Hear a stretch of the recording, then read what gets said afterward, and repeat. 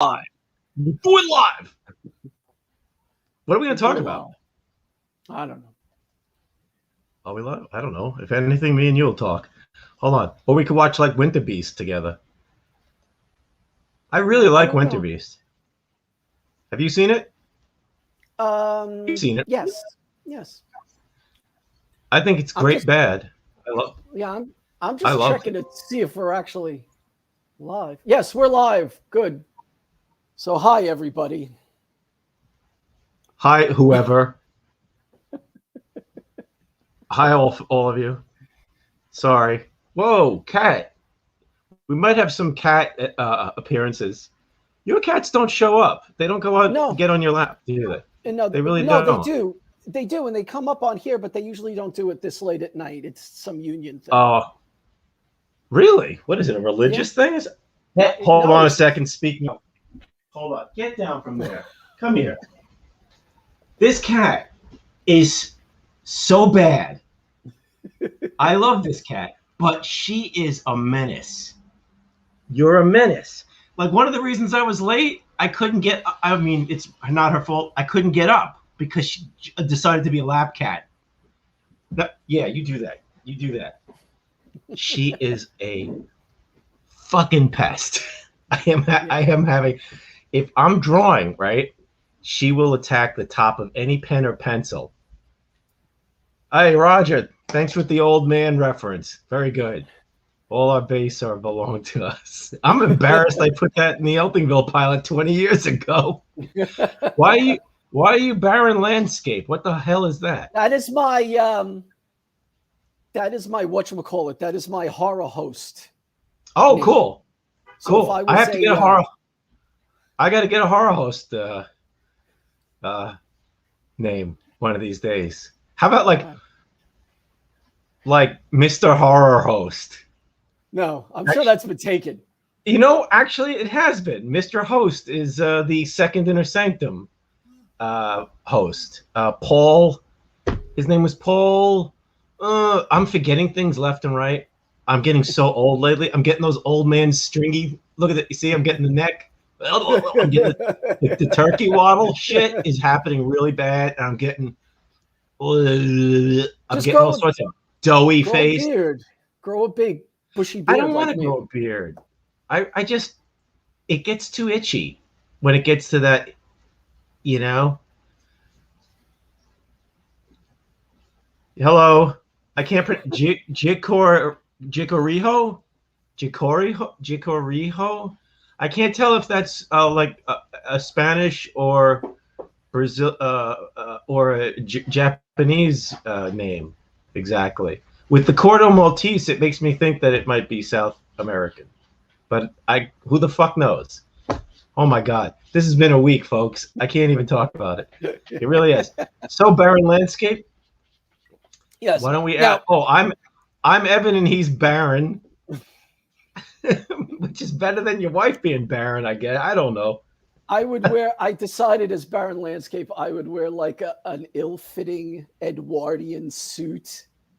Yeah. You know? And then why aren't you wearing that? I don't fucking have that. We have no budget for that. We don't have a budget for Edwardian suits.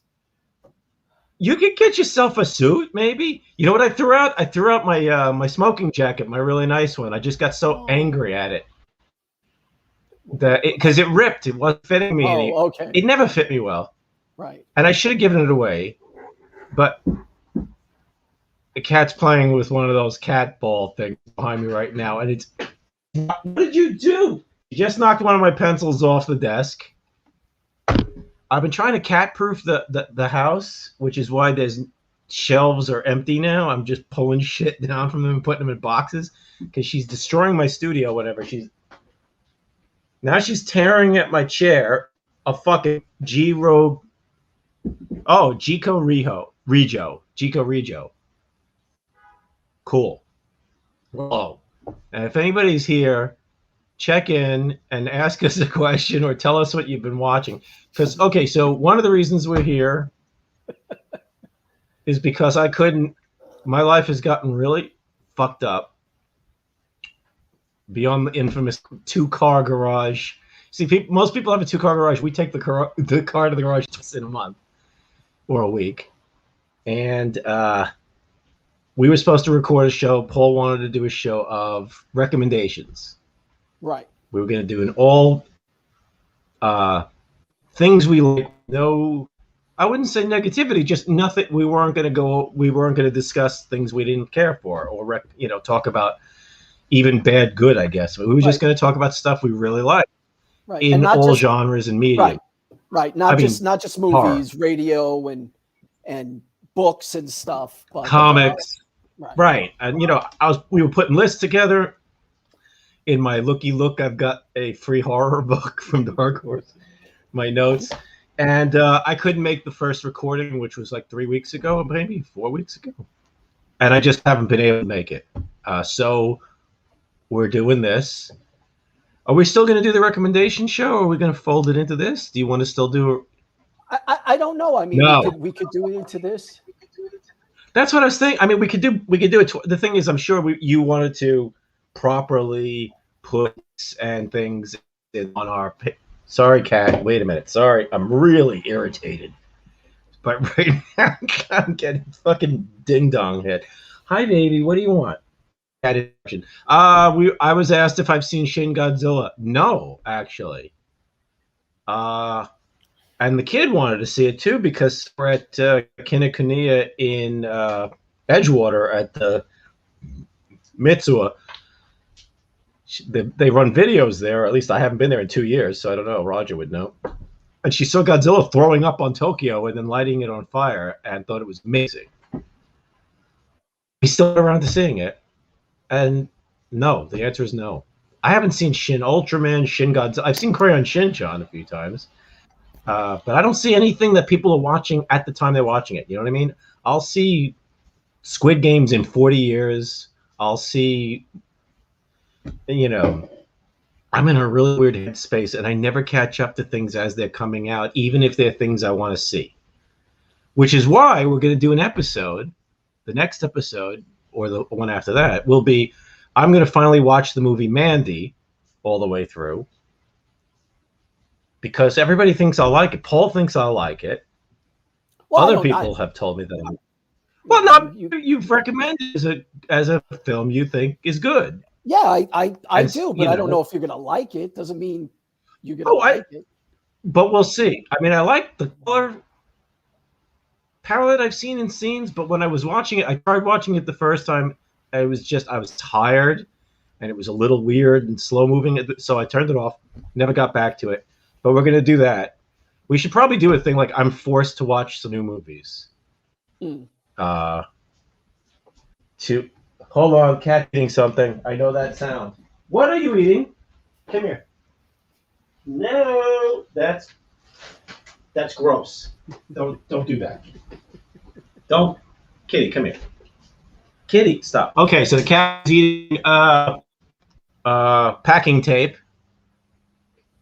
Delicious packing tape. Do your cats eat any weird crap? Milo loves to lick plastic, so sometimes you got to keep. I hate that one.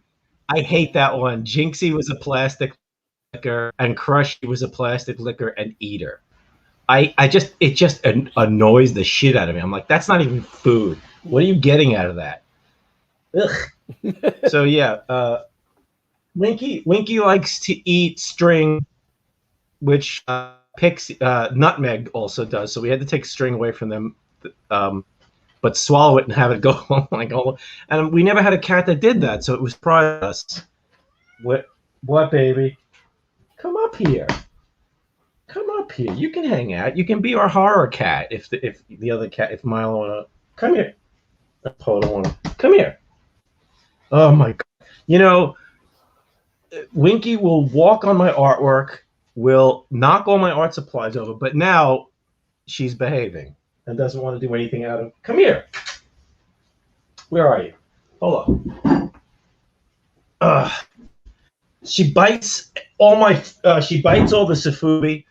She chews on the worst thing, she chews on like vintage. She likes the taste of vintage Safubi more than modern Safubi. And I'm like, can you go after the pops? I can replace the fucking pops, please.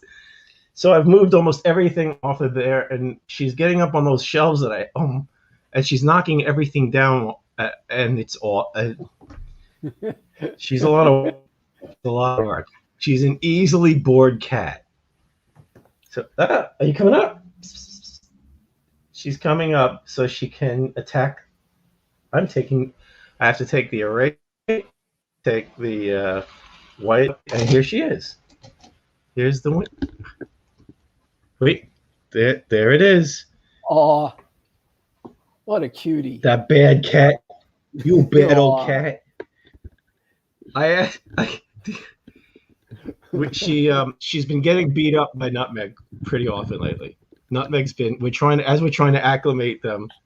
They're having more time together, and Winky is likes to annoy Nutmeg and bait her, but then starts running from her, and then there's fights. And if I leave the door to the studio open and I'm not paying attention, all of a sudden we hear a fight upstairs, and I come in and they're in some weird the little one's hiding in some crazy position and the big one's walking around because they both have eye problems.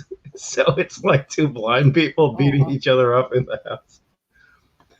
Yeah, Nut's got, I don't know if you remember, but Nutmeg's got that. Stop.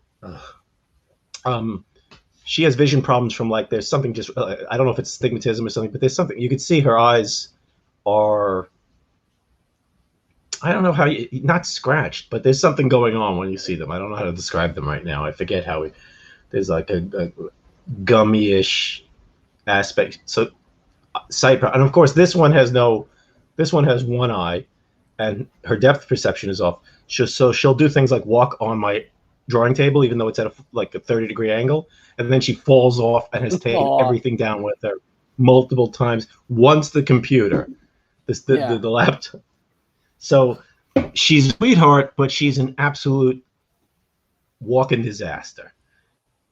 She falls off of things. She rolls and falls off of my lap. She rolls and falls off of where she's sleeping. She has fallen from heights, from shelves. She's okay afterwards, but it's terrifying. Yeah. So anyway,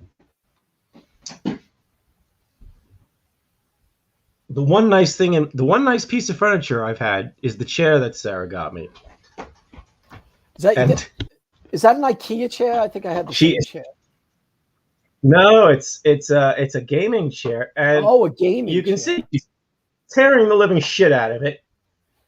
And I gave up. I put tape on it. She started tearing the tape off. Look at this goofball. I see you. I see you ripping that thing up. It is torn to pieces, and it has little holes all over it. And I'm like, well, there we go. There we go. Can't keep anything nice.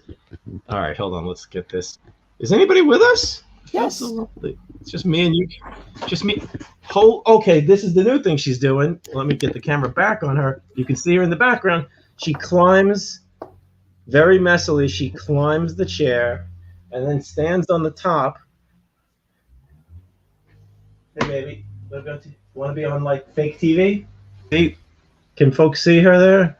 Yes. So she climbs on the top of the chair. Now, the thing is, she sucks at climbing this chair because it's not easy. She can only do it by clawing. So she makes a giant mess of it. Oh, did you? And she'll do it when I'm sitting in it, which is terrifying because she'll get the back of my neck. And then she cries because she doesn't want to get down. Or she doesn't know how to get down. Hi, baby. Hello. You want to come down? You want to come down? Here. She panics a lot, and because she has the depth perception problem, she panics and will flop out of your hands. That one I hate because it makes me feel like I'm abusing. You did it. So if invariably you have to pick your cat up because they're cats, and you've got to go get off. Don't do that, or they get themselves in a situation that they need help. And I'll pick her up, and she will do this to all of us. She'll twist out of her arms and then flop on the ground. Very frustrating. So that's it. That's episode 17, 18, Happy Halloween. 17. Happy Halloween. My cat's fucking crazy. She's now clawing the back of this chair. She is such a dingus. So I've been calling her Winky, Stinky Winky, because we still have a separate. If she goes again, we still have a separate litter box in my office, and boy, did she lay one. She laid a bomb. Hiroshima's shaking from that one. She's doing it again. Would you stop?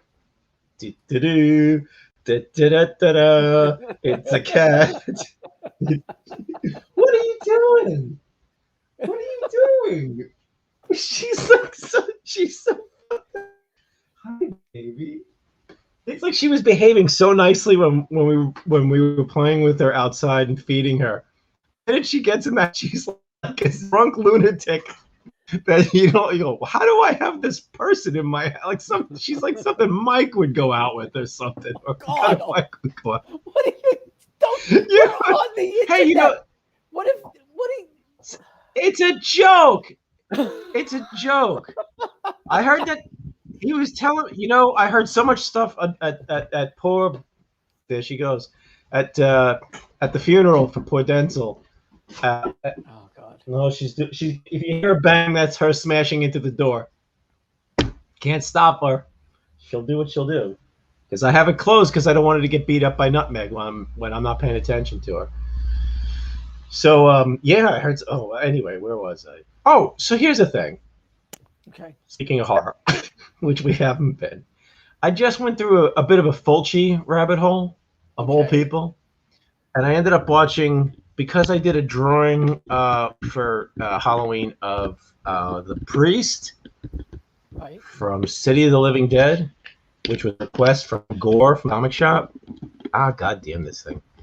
So I did that, and I'm starting to read up on this priest, which meant that I basically got into a hole, and I wrote about it on my Patreon about Exhumed, about how my first exposure really to the Italian stuff is, it's funny enough, is from you and the Apes, because I didn't know a lot of that stuff, and that's a lot of what they showed at Exhumed when we were going. I think the first thing I think the first thing that I saw was Zombie, which we've talked about on the podcast. I did not want to see when I was younger. And what was the other one? The insane one with the toxic spill and the it's not Fulci, or it's the and children? There's tons of national. What? Not the children. You're not thinking of the children. No. We saw the children. Yeah, that was later. That was later. But the first one I think was Zombie, and that insane one from like 1980. I just looked it up, and now of course I can't remember it because it's the one where the four idiots are driving around in a Jeep inside some National Geographic stock footage of the jungle. Okay. And a rat gets inside some guy's environment suit and eats his face, and the blood goes. It's just nuts. Okay. For some reason, it's not ringing a bell. I'm sorry. Oh, come on. Nightmare City? Nightmare City is the one with the plane full of zombies with knives. Right. And then it has the terrible ending, which we won't give away for anybody who wants to watch it. Yeah. Yeah, Nightmare City. We don't want to tell you the ending that will disappoint you. And you're right. Stinks. The funny thing is, it's not like it's a great movie. It's not like you're watching fucking,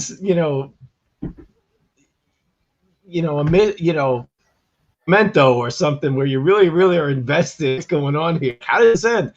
It's the stupidest fucking thing. And then they go to an amusement park, and then they have a bad ending. Stop. What is hell? I'm gonna look this up. This is driving me nuts. Zombie 3. No, it's not Zombie 3 or any of the things that were, unless I have Zombie, the ones with the killing the birds. It stinks with Robert Vaughn, and I think I saw Zombie 4 too. But it's really hard to tell what zombies you've seen because the names are so fucked up, and I have a bad memory. Right. You only really need to see Zombie, the first Zombie, with Lucio Fulci. It's really funny though how the more you watch, the more I appreciate Fulci, who I fucking couldn't like. He was the like the poster child for how bad Italian horror movies are. Well, I mean, obviously he's made some terrible, terrible movies. But what do you like now? I mean, I've always been a fan of his crazier shit. I like The Beyond the first time. Hi, Mandy. Anybody who chimes in, I'm going to go hi somebody because I feel bad. I don't want to ignore anybody, and like my social problems are going to kick in. So put their names up. Cool. We're very inclusive. Please do. Don't worry about it. So we are very inclusive. We are. Don't yell at me. Hey, I never said. Don't yell at me, Chuck Little Hat. I'm still trying to get this thing to look at me better.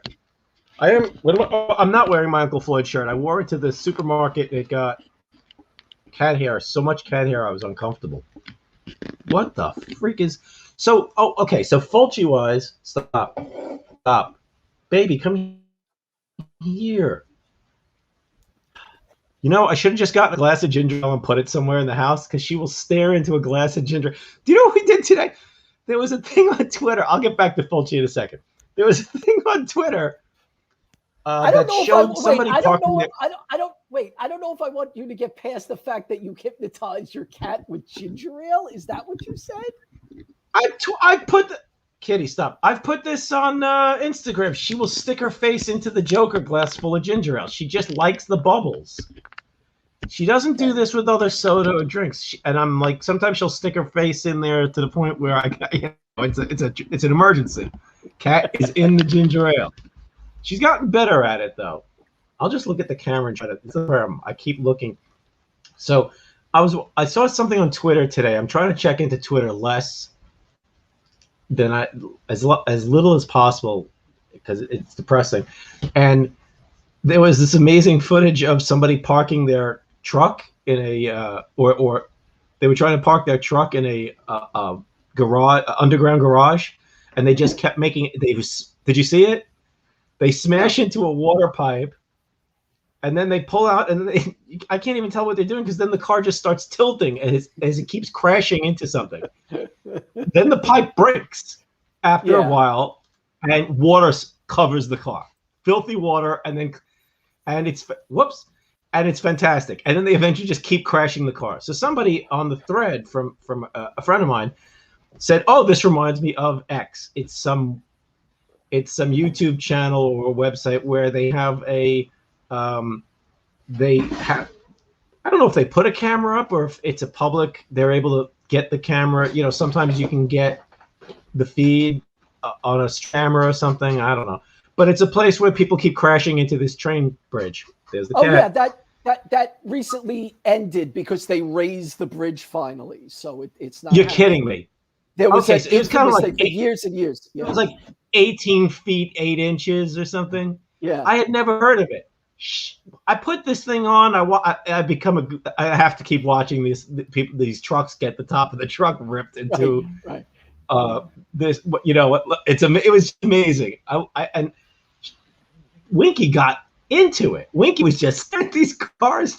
And if I would change it, she'd go look at me as if she was like, "Hey, come on, man! I want to see some more trucks crash." I was like, "That's it." So we did that for about 20 minutes. Cat went nuts. Cat likes tragedy. Tragic cat. So she's running back and forth right now. So anyway, on Fulci. Oh, Fulci, yes. Despite this is not going to become a Winky podcast. I don't give a fuck. We can talk about your cat. I don't either. I'm just saying. That's a lot of it.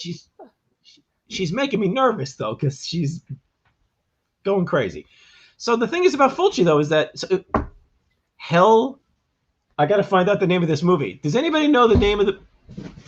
What's the movie, Evan? What's the movie? The movie that I'm trying to. Well, I want to remember that when I first saw it, which was the 4 people in a Jeep. It's in Africa. There's a toxic spill. People become zombies when they stop it. You're not talking about you're not talking about Dr. Butcher. Is that Dr. Butcher? No, that's the problem. A lot of these zombie movies are very similar, but this one, it's not. This one is it's very. But this one is specifically in Africa, and they start showing stock footage of tribes people and of animals. Oh. You remember when we watched it, we were killed because they show. Yes, that's it. Hell of the Living Dead. Thank you. I cannot pronounce what the hell this. I'm not going to pronounce that, but thank you, D. Well, that's kind of rude. Hell of the Living Dead. Name. Did you see what it was? It was a made-up bunch of syllables. Oh, you no. So, you didn't name the person who checked it. No, but Hell of the Living Dead just was like insane. Right. What? What? What? What? What are you getting upset about? I'm not getting upset. You're the one that needs doggy downers. You're the hyper one. I'm fine. I don't need puppy uppers or doggy. I don't need. You need doggy downers. No. Doggy downer. Remember the dog is just unconscious. So those movies made me think that. Remember, all Italian movie makers were children with brain or antisocial tendencies, or they were just like, thugs. It was just so dumb. And it took me years to acclimate to that stuff, but I'd keep watching it because the Fulci is not good. I've seen like maybe 14 or 15 Fulci films now. Right. And the worst ones are the ones where he's absolutely boring. Like Enigma, Manhattan Bay, Monia. Hey, it's Mecha Kong. Hello, friend Prices. I can pronounce that.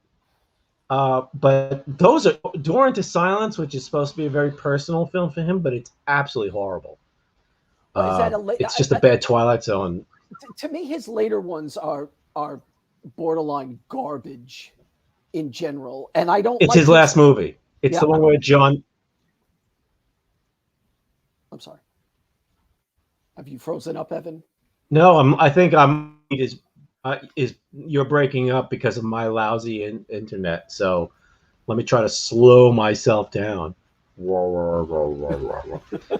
But Dorrance is the one with a very drunk John Hurd, basically driving around New Orleans. It's terrible.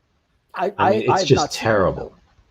I think that there's a middle period of Fulci stuff that is just so out insane garbage that they're enjoyable. I like The Beyond and City of the Living Dead, and I love The Beyond.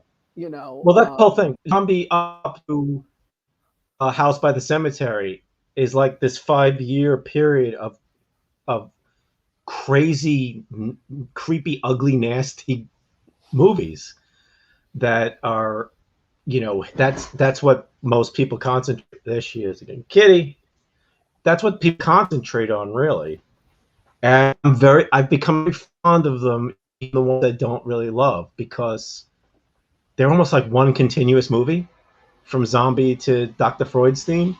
Well, yeah, they call a couple of them there's a trilogy. I forget the term they use for it, but the gates. Yeah, the gates of bullshit. The gates of hell. Yeah, and but I also the gates of bullshit. I like New York Ripper. I do kind of like Murder Rock. I know you commented that you're not a big fan of Murder Rock. God, what's there to like about Murder Rock?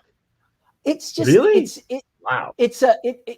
When you're looking for giallos, when you're going through giallo, right, and you're done, right? Okay. And something like Murder Rock comes up, it's a snack. Maybe it's not a full course.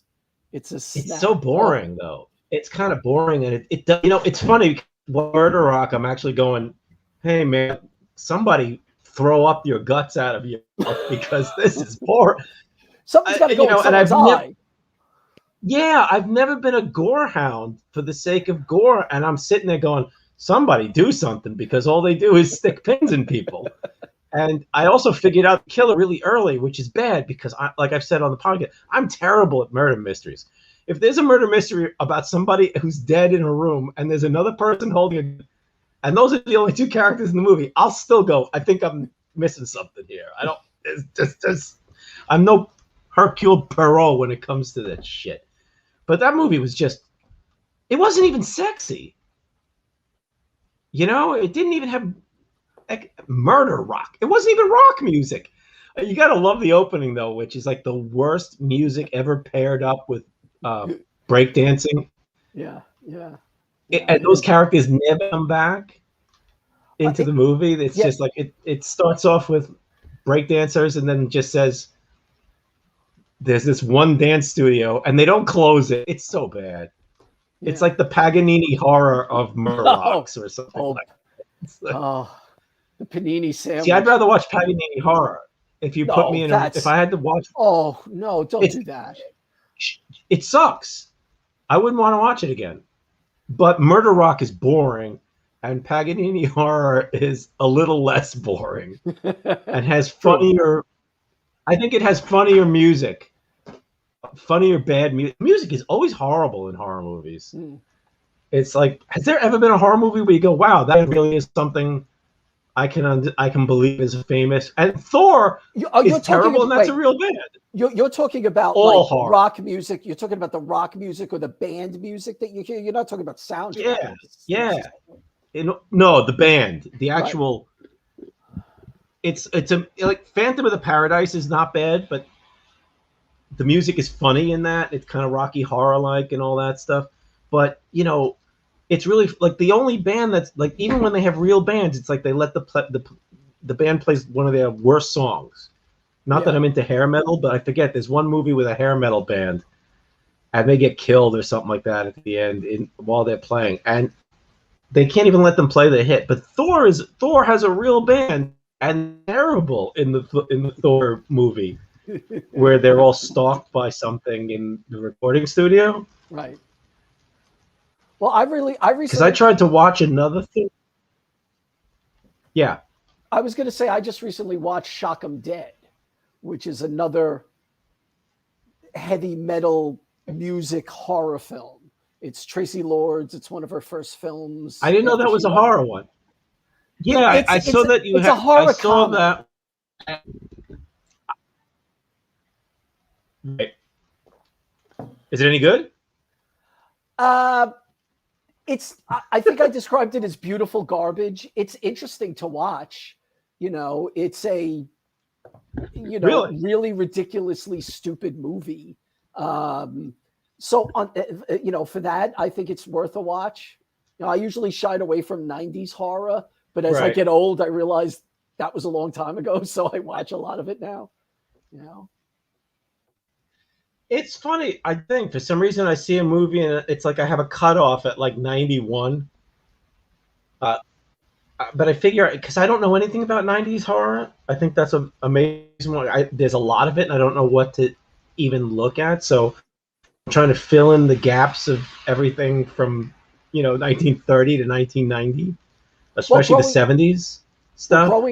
Growing up when we did, the 70s and 80s are never going to be topped for us with horror. I mean, it was just ridiculous. So much horror, so much crazy stuff. So, I mean, there is good 90s horror. 70s, yeah. It's like when I think of 90s horror, I Scream, and I can't even think of anything else. I mean, I've watched 90s horror films that I like. Right, but I can't think of what's 90s. That kind of 90s looking like Scream and Urban Legend and whatever, that it just never worked for me. They were a little too polished. A lot of slick teenage I Know What You Did. Is that 90s? Yeah. The I Know What You Did series? So. Yeah. And the Destination. I've avoided all of those. I mean, I'm not saying they're bad or that people can't like them. A lot of people, when I watch horror stuff, they love Scream and a couple of the sequels. Right. And there's something about Scream besides David Arquette that just leaves me cold and doesn't want to watch it. And I don't trust Wes Craven. Don't like self-referential horror. Oh. Bruiser. Oh my God. Okay. Can people see So people Everybody can can see the comments that you put yes, up? yes. What you're seeing on that bigger screen is what everyone's seeing. So I don't have to. Okay, You don't have to read it. got it. Okay, Bruiser is one of the worst. Bruiser is one of the worst fucking movies, horror or not, ever made. I mean, anytime people come up, the Maestro Romero, I get really nuts because him and Wes Craven, and to a lesser degree Toby Hooper, have made some of the worst fucking movies. That wonder how they ever made a good movie. You know, I mean, the same thing with Argento, I guess, when you think about it. There just doesn't seem to be an intelligence. Bruise, you couldn't watch it, right? Didn't you try? I haven't finished Bruiser, and I never finished Mangler. And I always think of those two together as some of the worst things I've ever tried to watch. So we got to watch Stalker, Mangler, Bruiser, Slayer, the Slayer, all the errors. To err is human. That's what we can call it because we're so clever and we're making so much. My therapist asked me, I mentioned the podcast that we were going to do this. She goes, she goes, I never talked about it, I guess. But she goes, what's the podcast about? I told her, I said, do you make money on something like that? I said, no, we're just trying to make friends. It's like, we don't make money. We don't even, you know, and I realized, because it's funny, because I remember when you gave me my birthday, I think you said friendship through horror, you know, and it was like, you know, I always liked that, the community talk type of thing. But I was like, yeah, we're not making money. It's like, I don't even know how to do it. If you died tomorrow, the podcast is over, done, you know, or you got sick of it. I'm like, I'd have to start writing notes and taking pictures of them and putting them in there. That's my podcast. You could tape your reviews of horror movies. I just rewatched City.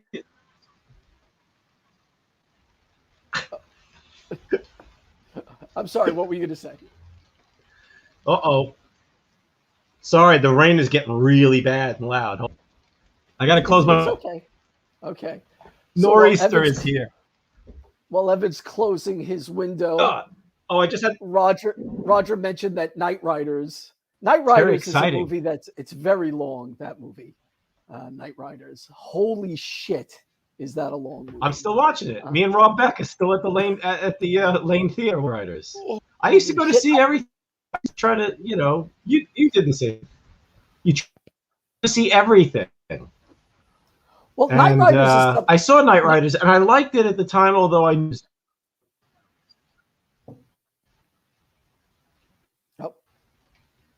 Freezing up again. Sorry, folks. Little technical difficulties. I'm freezing up. Yeah. Yeah. Well, it's because my connection is terrible. Unfortunately, I got to do something about that. Even if I have to spend money, I got to try to figure something out. Well, I mean, there are ways you could hardwire yourself in, and that might be it. I'm not sure. It also just might be your processing speed on your laptop. Now you look like a ghost.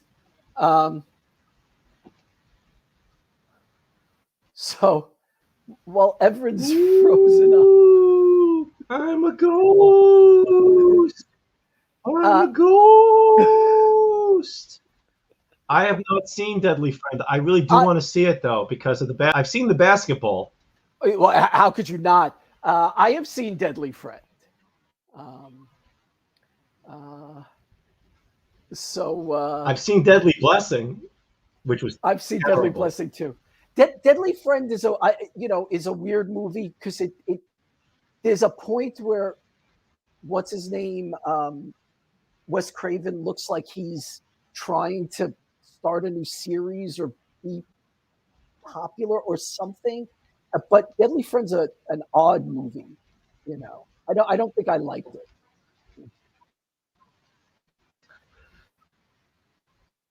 I'm trying to remember. I think Deadly Friend is weird, like it was meant to do something. It didn't come together the way it was supposed to originally, and they had to end up adding gore to it or something to try to punch it up. Make it not stink. You know, the thing about Craven is you look at his movies and then you start reading about his movies, and and I'm not saying this is bad, but it bugs me. It's not a, but he's always trying to come up with a big concept or a big idea to make money. He's a pure populist after a certain point. Yeah. And yeah, which childhood film? Ooh, if you, I think you could, the Blob remake or Night of the. Well, I know what I'd pick. What would you pick? I know what I would pick, and I think we're gonna pick each a different movie. I would pick Night of the Creeps, hands down. I think so too. Oh, good. And I'd pick the Blob remake. Yeah. I saw. But they're both really cool. Yeah, I've rewatched the Blob remake. I like it better than I did. For some reason, on my first watch, I hated it. But yeah, it's not a bad movie. But Night of the Creeps, I think is wonderful and definitely worth a watch. I think the Blob is actually a better film, but I think Night of the Creeps is more cult, likable, fun. It's got that verve that you kind of want. You wish that it's close to like a the Living Dead kind of thing, or I just wish that it had a little more oomph. It was a little tighter because the lead kid is not so great. He's really kind of flat. He starts to work better towards the end, but his friend is great. And when he's the movie, some energy leaves the movie. Yeah, I agree with you, but I just think that. But what's his face? What's his face? I got him in Tom, the guy from The Fog. His character is so good. Oh, he's terrific. He makes the movie. I'd like to see. He's like a better Ash character as far as I wouldn't mind seeing this suicidal, drunk, this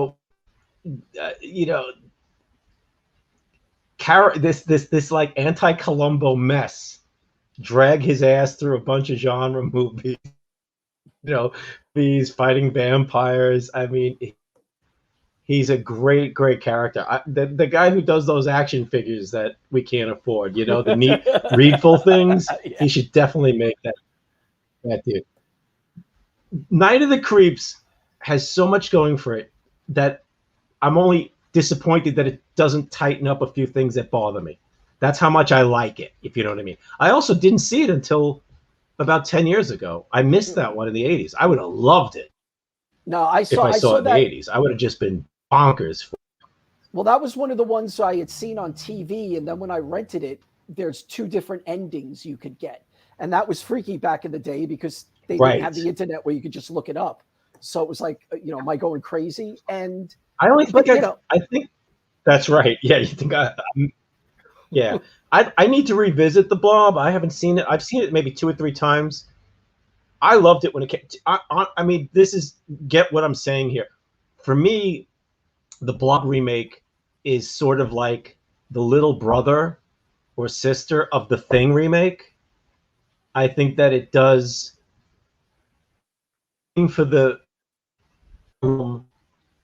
in a way that the Thing does, if you follow me. It's not the same movie, but it's very smart in how it takes this old, creaky goofball movie and makes that movie, but with all this modern stuff and it's really, and the effects are, I think it's really undervalued movie, the Blob remake. It's tight. It has a lot of set pieces. It has some amazing scares.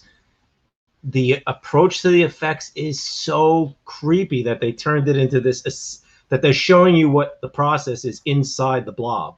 As it's the scene with the telephone booth is fucking amazing. Yeah. Oh God, Beware of the Blob is terrible. I love that movie. Stevie and I have a long-running in joke about that movie because I made her watch it when we first started going out. That's just a fun, bizarre movie. Beware of the Blob. Oh, The thing about Beware the Blob is if it didn't have that cast, it would be unwatchable. But it's unwatchable with that cast. you know, you got like a drunk Burgess Meredith in a train car. That's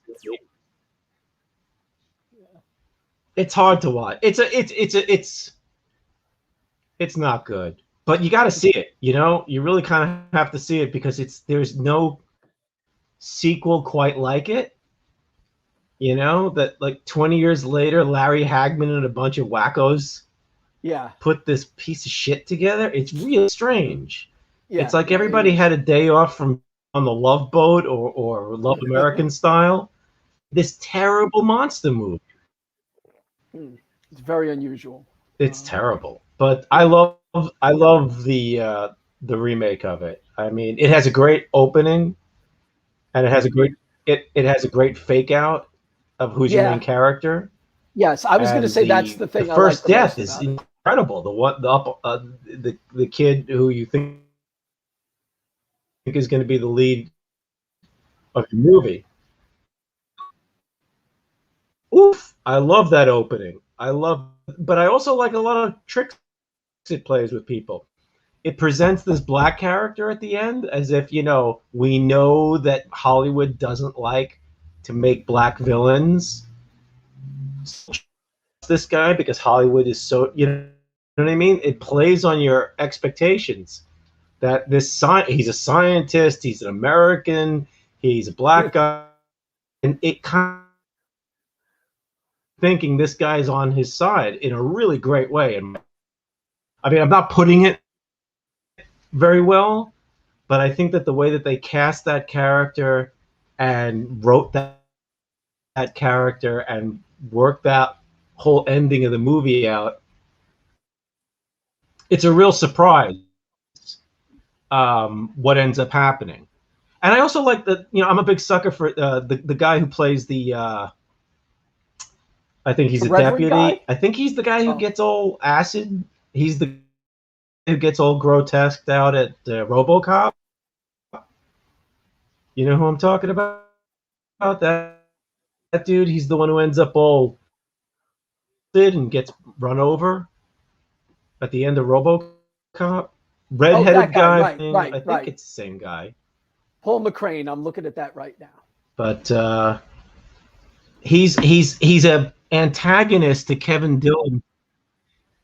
Yeah, I think so. He's an antagonist to Kevin Dillon throughout the whole movie. He treats him like shit because they've always arrested him. And at the end of the movie, he becomes one of the people who trying to save everyone. I mean, he becomes a positive character.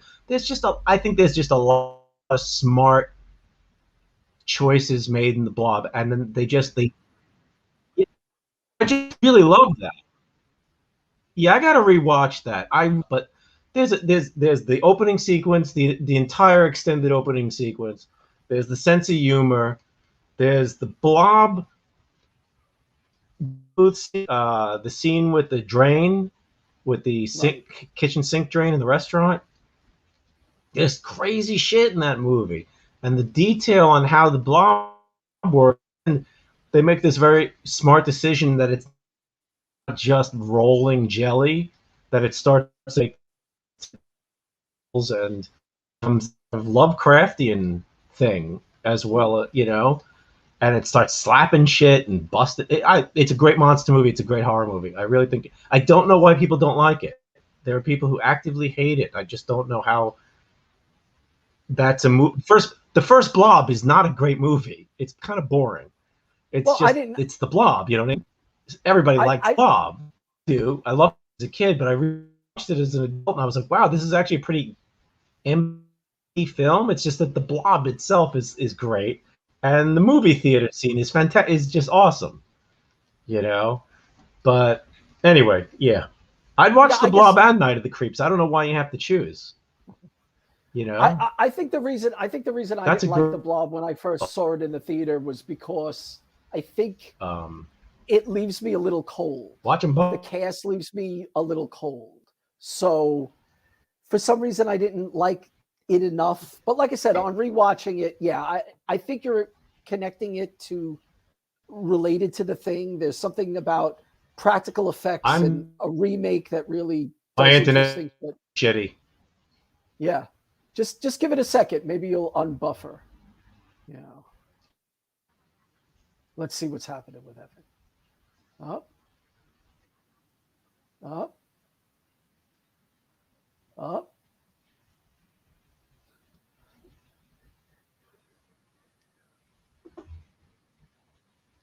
I gotcha. You know.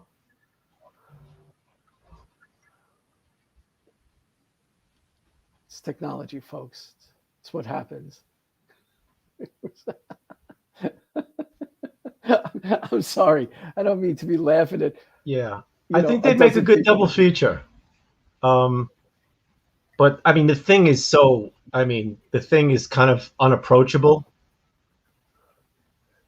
I would not compare the two, but I think that they have a similar feel and track approach to, because I mean, it kills me when people make fun of the original thing because I really love it.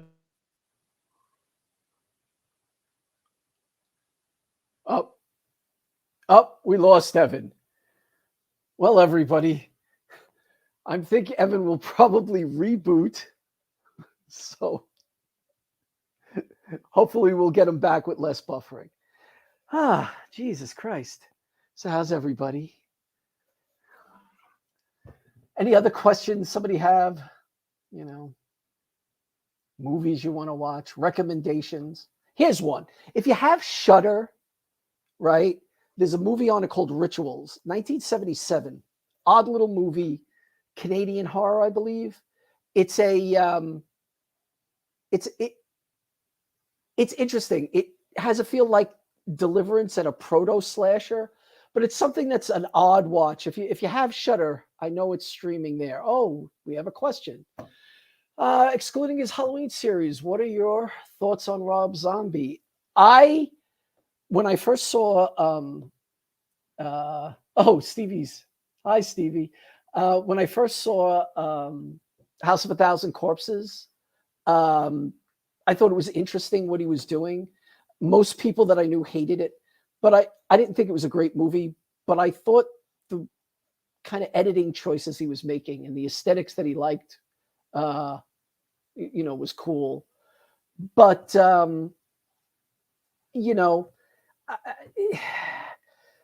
I really didn't like The Devil's Rejects. I couldn't get through 31, is it? Let's see, what else? I think Lords of Salem is probably his best movie. I think it's interesting. But yeah, I think the problem with Rob Zombie, if I could tell him what's wrong with his career, is he probably should get someone to write his stories or to come up with tighter stories. I think he has an interesting eye, but I don't think his stories are very good. Oh man. Evan popped in and popped back out again. So let's give him a second to to get his stuff going. Oh man. I'm going to put this up for Roger. Let's see.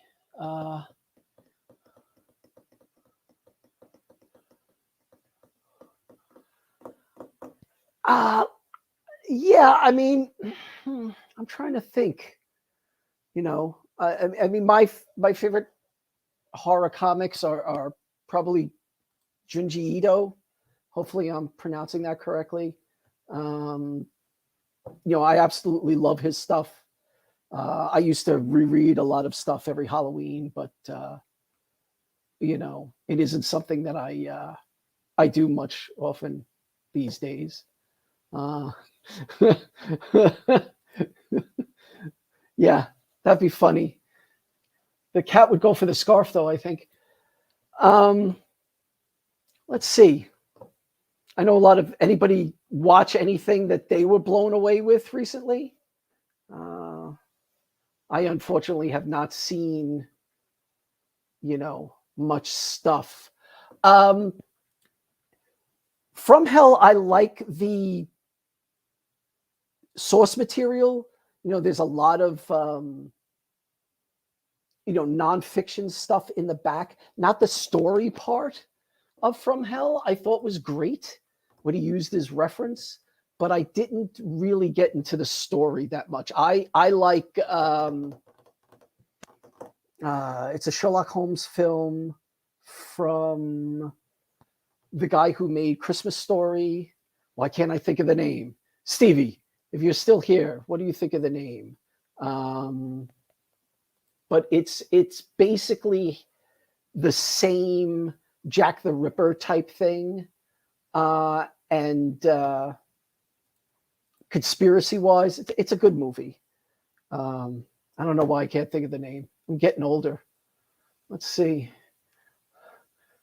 Stevie's answering questions from before. So Rob saw Possum. I know a lot of people have been talking about Possum. It's great. People say. I haven't seen it yet.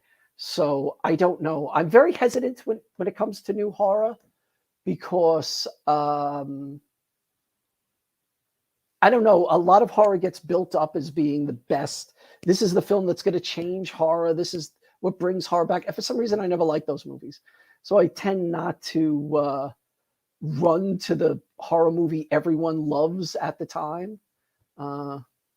So yeah, that's that. Oh, what is that? I'm trying to see if I'm being communicated with Evan. Evan has sent me an email. Okay, Evan is switching computers. So he is going to be doing that. So he'll be coming on when that happens. That's why I should have brought my juggling stuff.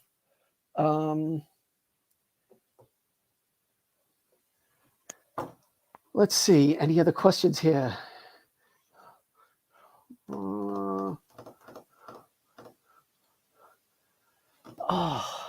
Oh, yes.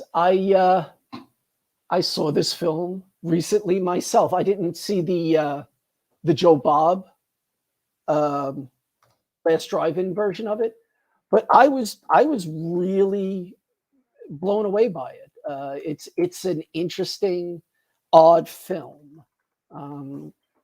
It has some of the aesthetics that you get from foreign horror that I think sometimes I need when I get sick of what I think is just mainstream horror. But yeah, it's really good, really interesting, oddball thing, Let's see. What else has people written? I don't care if there's downtime.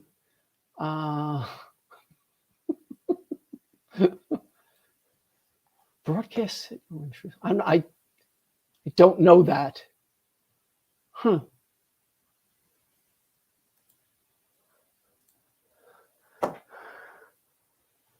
So yeah, let's see.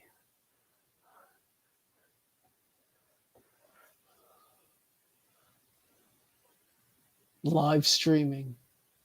It's fun. Oh. Hello? You're coming back, Evan. Yep, you're back. Ryan. Hey, look, it's my shirt. So I'm sitting on a stool because the cat took over my desk chair. So hold on. You can hear me? Yes, we can hear and see you, Evan. So hold on. Well, you can see my shirt. Well, don't take it. Hold on. Hold on. I can't hear a damn thing. Wait, it says my speakers are up, but I'm not hearing. Oh, I'll turn up the actual thing. Hello? Yes, we can hear you fine, Evan. I can hear you now. Hold on. Okay, I can hear you now. Can you hear me? Yes. I can hear you now. That's like the Weird Al thing. Weird Al, yes. Dare to be stupid. Yes. Which is I'm daring to be right now. Let's see if I can figure out this camera shit. See, I don't want the camera right close to me at all. I hate that. Hold on. Yay, yes. WFMU represent. Where is this now? Wait. This is exciting television, right, folks? What the fuck is going on? Well, at least I'm seeing you very... you're very clear. You know what I mean? That's You're coming in much better. that's great. I seem to be frozen up. No, you seem to be you're broadcasting fine. I wouldn't worry about it.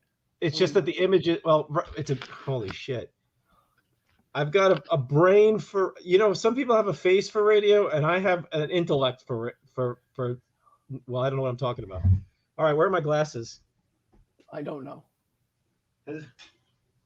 So I don't know if you can see, but the cat has got my fucking chair. Thanks. So I'm sitting on this terrible wooden stool that I use to put stuff on. All right. So you notice the little video, the little image that shows me is a mess. I wouldn't worry about it. You're actually coming across quite well right now. All right. Hi. Great. Well, because this is the new computer that for some reason is not letting me get into my files. Right. It's just a fucking wonderful life. But it's working well. It is. Yeah, it's got some buggy things that I'm not. Well, I mean for tonight, right now, the broadcast. Yeah, it's working well. The laptop's fired. Fuck that. I'm mad at the laptop now because I was gonna try to draw a little bit. I'm like a week behind on drawing those little monsters, but I already fucked up a drawing of Carswell from Curse of the Demon. And 3 times I've tried to draw that fucking guy, the Garbage Day guy from Silent Night, and he's like. It's not that he's hard to draw, but he's just hard to get out of context because he doesn't look. He's just, I want to draw the Garbage Day, not the Santa version. Anyway, hi, Kitty. Come over. What the heck? Censor was great. Yeah, I did not. I had problems with Censor. I actually never heard of it. It's a new film. It's about a character who is a censor for video nasties back in the day, and she has a past history, and things start happening. I think it's well acted. Right. I think it's well made. As crazy as this seems, Stevie and I wound up turning it off because there was such seriousness given to the importance of censoring these films. Like, oh, what if we don't censor them right or something? And I find the whole video nasty, panic to be ridiculous. So as the characters, and even though that's not a major part of the movie, it just took me out of it. That's weird, but it's funny because we didn't live through it. But it's almost every movie I look up, because after I watch a movie, I like to look up why everyone's wrong about it. Haha, it's a joke, sort of. But they usually are. And it's really hard sometimes to find people who are talking seriously about something, if you know what I mean. Mm. We've talked about this before, that it drives me up a wall because I go looking for, there's got to be, it's kind of like what we've talked about on the podcast, that I don't want to sound anti-intellectual here, but sometimes you go and you get hit with an academic type site and you feel like, did we watch the same movie? Or can you talk down to me a little bit, because I don't know what you're talking about. It seems interesting or not, or if it's blowing out of your ass. And the opposite, and it seems like if you don't get that, most of what you get is people complaining because there aren't enough naked women in the damn movie, or not enough blood in the damn movie, or they didn't understand it, and they get things. You go looking for reviews, and you see the first 3, and they're like, because you just watched the movie and it's fresh, and you go, that character that's wrong. The father wasn't that character; it was that character. Or no, they didn't kill that. You're getting facts wrong. How can I take this seriously? Well, do you remember back in the day that we would talk about cyclotronic, and one of the problems with cyclotronic is you had to realize that this guy did not have all of these fucking movies at his fingertips that he could just put in and fact check this stuff. Yeah, the first book is like 4 people or 5 people, I think, contribute to it, and they get shit wrong all the time. And it's not annoying when you're reading a thick book of largely memory. Mm. It's really interesting to still find a movie that's in neither book. And I forgot what I watched. And we actually have a question about have you seen the Dead Pit? I actually enjoyed the Dead Pit. I've not ridiculous. seen it all. I don't think ridiculous. I've seen it all. Oh, you got to see the ending because there's some great HO model work at the I ending. think I have. You don't expect model work in a movie, about a guy chopping people up in an insane asylum, but you get some amazing laugh out loud models at the end. It's great. I actually think the Dead Pit's really fun. It's no excellent. It's not an excellent movie. It's got a slightly odd, off kilter main character, but maybe that's just because he's English or Australian, and you're wondering why he's in this fucking movie. But it's got a nutty villain. It keeps throwing stupid shit at you, and I find it entertaining. And yeah, it's got a dead pit. It's got a pit full of. He throws people in a pit, and they're dead. Right. So right in the name. I liked it more than The Pit, which is about that obnoxious kid who talks to things in a pit. And I hate the kid, and I don't like the movies.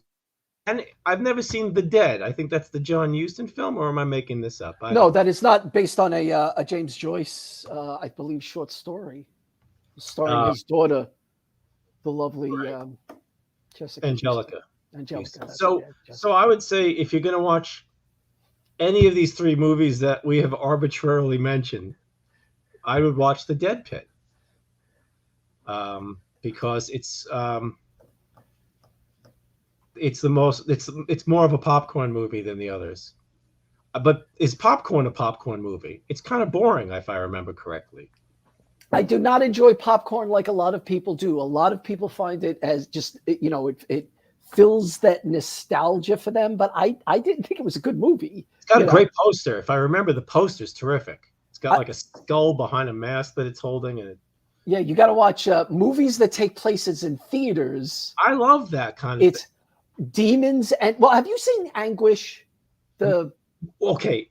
We need to talk about Anguish at length because it always bothers me that we didn't follow up on it. We were sort of starting to talk about Anguish in an episode. And okay. Go figure. I probably sidetracked everything. I think Anguish is 80% amazing. Yeah. And not only that, but fascinating to see, as you got to wonder if Junji Ito saw that movie before he did Uzumaki. Yes, there's special effects that really do. They're trippy, Dapamari. There's literally snails, and the camera work. If you took stills from several sections of the first 20 to 25 minutes of that movie, you'd go, "Hey, this is from Uzumaki," and people would believe you because there's some amazing camera work where they start going from the snails to the spirals. It falls apart. I think it falls apart at the end when it just becomes a movie. Okay, yeah, maybe it. Hold on a second. My cat is attacking the camera. I told it, this cat. No, I actually don't think I think the ending is actually kind of fascinating.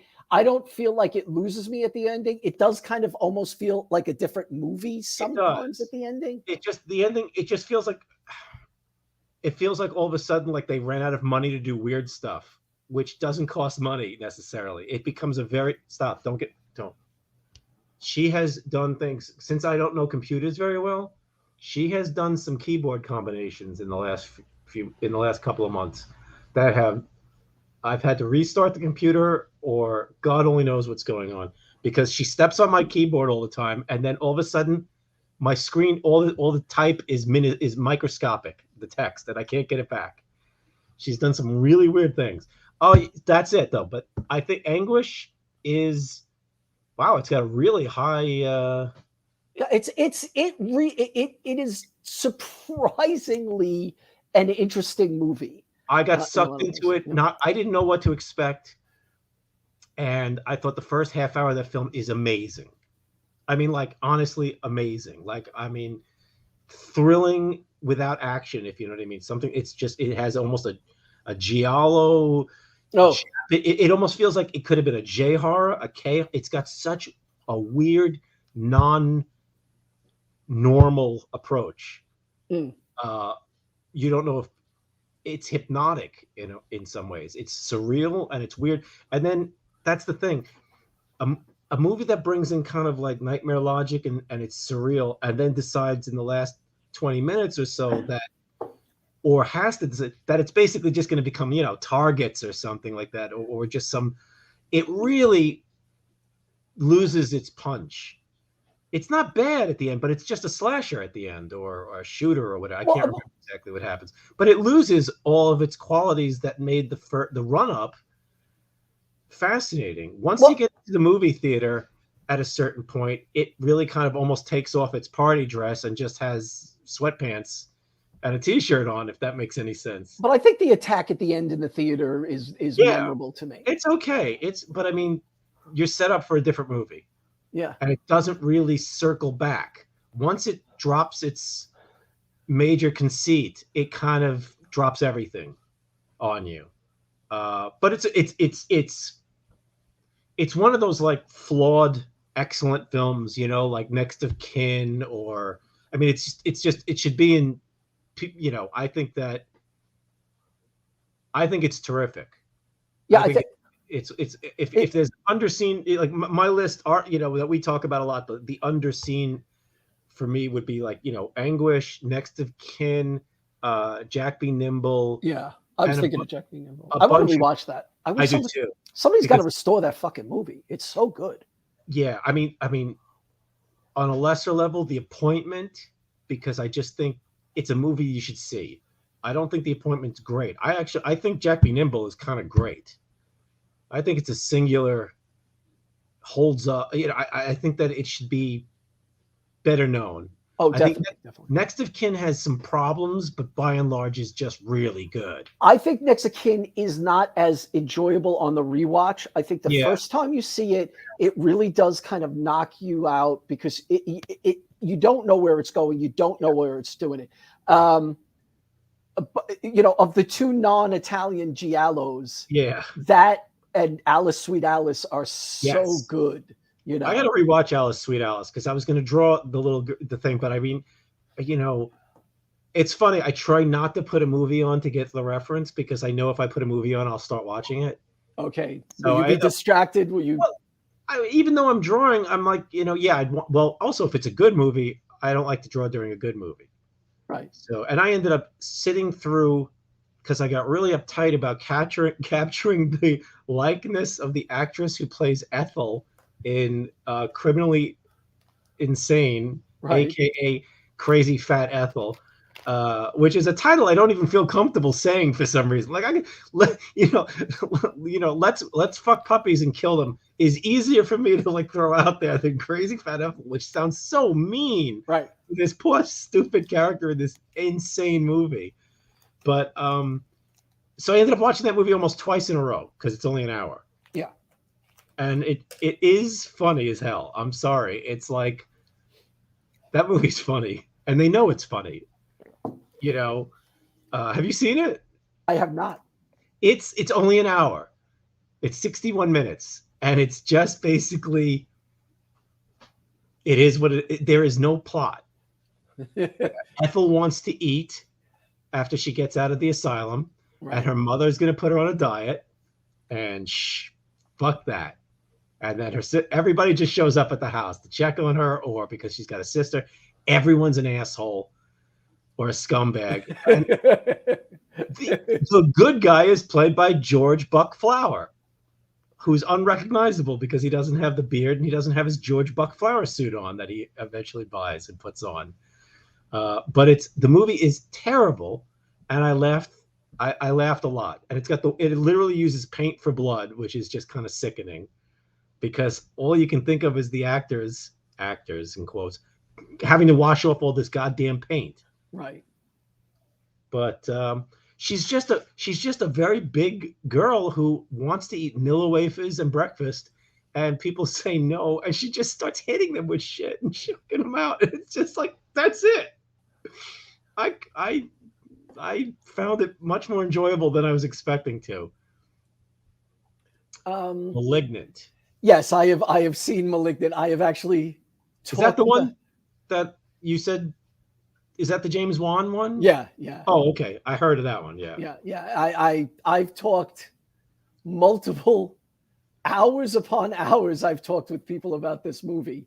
It is something else. It's fascinating.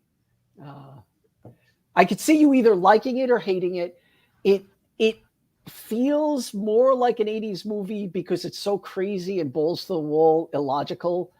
And a lot of people, talk about how did a studio put so much money into this kind of garbage? So yeah, it's fascinating. I would see it. You're not going to get a scare. Okay. You're gonna Well, enjoy that helps me because I got to admit that I did not like Insidious, but I found parts of it very scary. Okay. But I did not. It's also like I was watching it by myself it was one of the first things I watched on Netflix, and I was surprised at how nervous I was watching movies by myself in the dark on a larger than a monitor screen. I mean, it was a couple of years ago. For some reason, everything I watched on Netflix, I would get a little jumpy. That's awesome. This is Stevie from 2007. That is amazing. She went as the. Where would she go? I didn't know that she ever did that. It might have been it was probably a Birds of 40s. Oh fuck! It was probably a later Birds of 40s. I didn't see. I went a couple of times, but that's awesome. Yeah, that is awesome. But yeah, Alice Sweet Alice was a real surprise. I remember watching that over your place, and we were all like, "This is good." Yeah, because really it's only known as that the movie that made money pushing Brooke Shields being in it for 5 minutes. Yeah, and which it shouldn't. Nobody ever talked about anything else. You do see people now really appreciate it. How does it pull off being a period movie and not look like crappy cheap shit? I don't. It is weird, right? I mean, it's locations. Brooklyn does have some old buildings, and it's not super period, right? Yeah, I guess the thing is you aren't knocked over the head with it, but obvious, after a while with the dress and everything. But it could, everybody still has their 70s hairstyles. That's the thing in the 70s. Yeah, that's the problem. Nobody would. It's like, what was it? Was people? It was like it was like anti-vaxxers were all in Hollywood, except they were anti-haircuts. Nobody would get a fucking haircut for a movie. It's like people will go through military training for a movie. They will learn Taekwondo and Kung Fu, and they will learn they will learn about firearms. They will learn to drive a car. They won't cut their fucking mustache off with their hair. I might, if I got hair back. Like if I woke up with hair, I might not want to cut it. I might want to keep it. But you're not going to be in a movie, so don't worry about it. We're not going to be in a movie. Why can't I be in a movie? You can be in a movie if they make. There's a sequel to Crazy Fat Ethel, and then there's another movie where she's a nurse that is, I don't know, eating Nilla wafers and mad at people. It's really great though that when she kills her mother, if nothing else, you got to watch her kill her mother, because I'm sorry if I'm blowing plot spoilers. She kills the people who walk into the one set, the one location. Fucking houses. I would if I knew how to. There's a person that does that interiors from Colombo on Twitter or something. That's like their site. They just pictures of, without actors in it, of the interiors of oh no, I don't know this. Well, it's just interiors in Colombo, and it's really interesting. But I have always since Chronicle won't let me do that.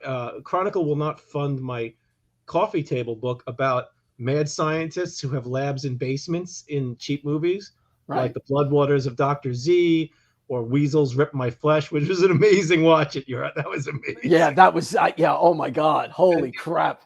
If anybody thinks the end of like The Usual Suspects is a good ending for a movie, or they think the end of, I don't know, Psycho, the ending of Weasels Rip My Flesh is perhaps the most inventive, and you'll be crying from how wonderful it is. It is wonderful. It's a feel-good ending that I believe Paul and I watched 3 times in a row. I think Stevie was watching with that, or that might have been a rare just the two of us after everybody left or whatever the fuck. But man, we watched that ending. We were like, back that shit up, and we had to watch that ending again and again. It's as good as anything in the Bees. It's that funny. Well, the whole movie is pretty fucking funny, but it's got I love a mad scientist in a basement, right? Or somebody's living room, and they try to make it look like a mad scientist lab, and it's got paneling. It's always got wood paneling, and then a bunch of shit that they found in You get a lot of shower curtains. Shower curtains go a long way. Yes. When you're doing that. Yes. Even movies that are fairly decent or interesting, like The Black Room, shower curtains in their blood work room. Yeah, it's true. Shower curtains that's a big one. You know what I watched that was terrible? That had like laboratories in God knows where, but not laboratories. Evil Town, I think it was called. Evil Town. Evil Town. I'm going to look that up. Hold on. It's famous because. Why do I have to hold on? Yes, it is Evil Town because it's two movies in one. Oh, how many directors?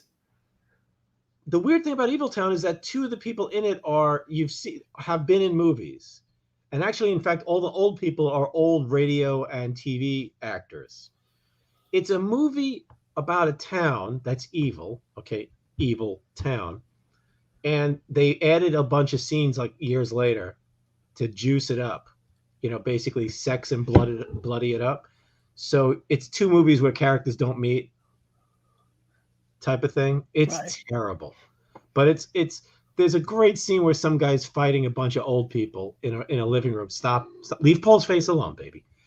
And if nothing else, I'm fascinated. That's it. Evil Town.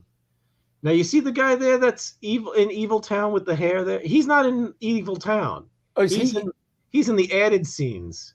Oh, okay. He's the gas station owner who keeps sending the poor person's Ike and Adley out after people. And these guys attack some women and attack some and one guy or something. And you spend a lot of time with these idiots because you do.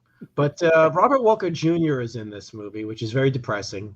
Okay. To see Robert Walker Jr. Because the depressing thing about Robert Walker Jr., besides the fact that he had a troubled life and didn't live long, was that he looks so much like his dad, who had a troubled life. Yeah. So it feels like we just rewatched Strangers on a Train, and he's amazing in that. Unbelievable, ridiculous. He is one of the best. He's on the non-horror villains list of all time. Yeah, unbelievable. Which actually, I guess that's one thing about Hitchcock it seems very obvious, but people don't talk about it the way that they do, like about a James Bond movie, say, or he knows how to put a villain into a movie. Yeah. Even his bad movies, he understands that the bad character, the bad guy, or the bad whatever, needs to be attractive and interesting, and introduced well and used well. I mean, Norman Bates, Uncle Charlie in Shadow of Doubt, the villains in the Man Who Knew Too Much, especially the original, Frenzy. I mean, he really knows how to work a villain, and it's like even in something like Saboteur, which does not have a main villain really. The character of the Saboteur is on the sidelines a lot. He gives an amazing scene at the end so that the character is still in your mind with the Statue of Liberty sequence. I mean, James Mason in North by Northwest. Joseph Cotton is amazing in Shadow of a Doubt. I love Shadow of a Doubt. He is ridiculous. I don't think he's better in any movie than he's in Shadow of a Doubt. It's really, well, you don't think Baron of Blood? Or any of the movies where he's in a wheelchair and Jesus Christ. I know. I think he's in a wheel. I feel bad for him. I like Joseph Cotton a lot.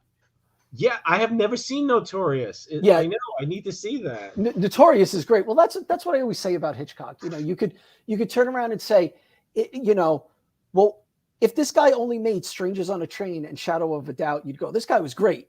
And if he only made Frenzy and Psycho, you'd go, wow, this is a really interesting filmmaker. And then if he made Rebecca and Notorious and holy shit, the man's amazing. Notorious is the one with Bergman? Yes, it's the So what's the one that I'm thinking of? Cary Grant and Joan Fontaine, I think it is. Suspicion. Suspicion. That's is my husband really trying to kill me or not? Which is great until the ending. Yeah, I didn't. Yeah, I think that movie really left me cold.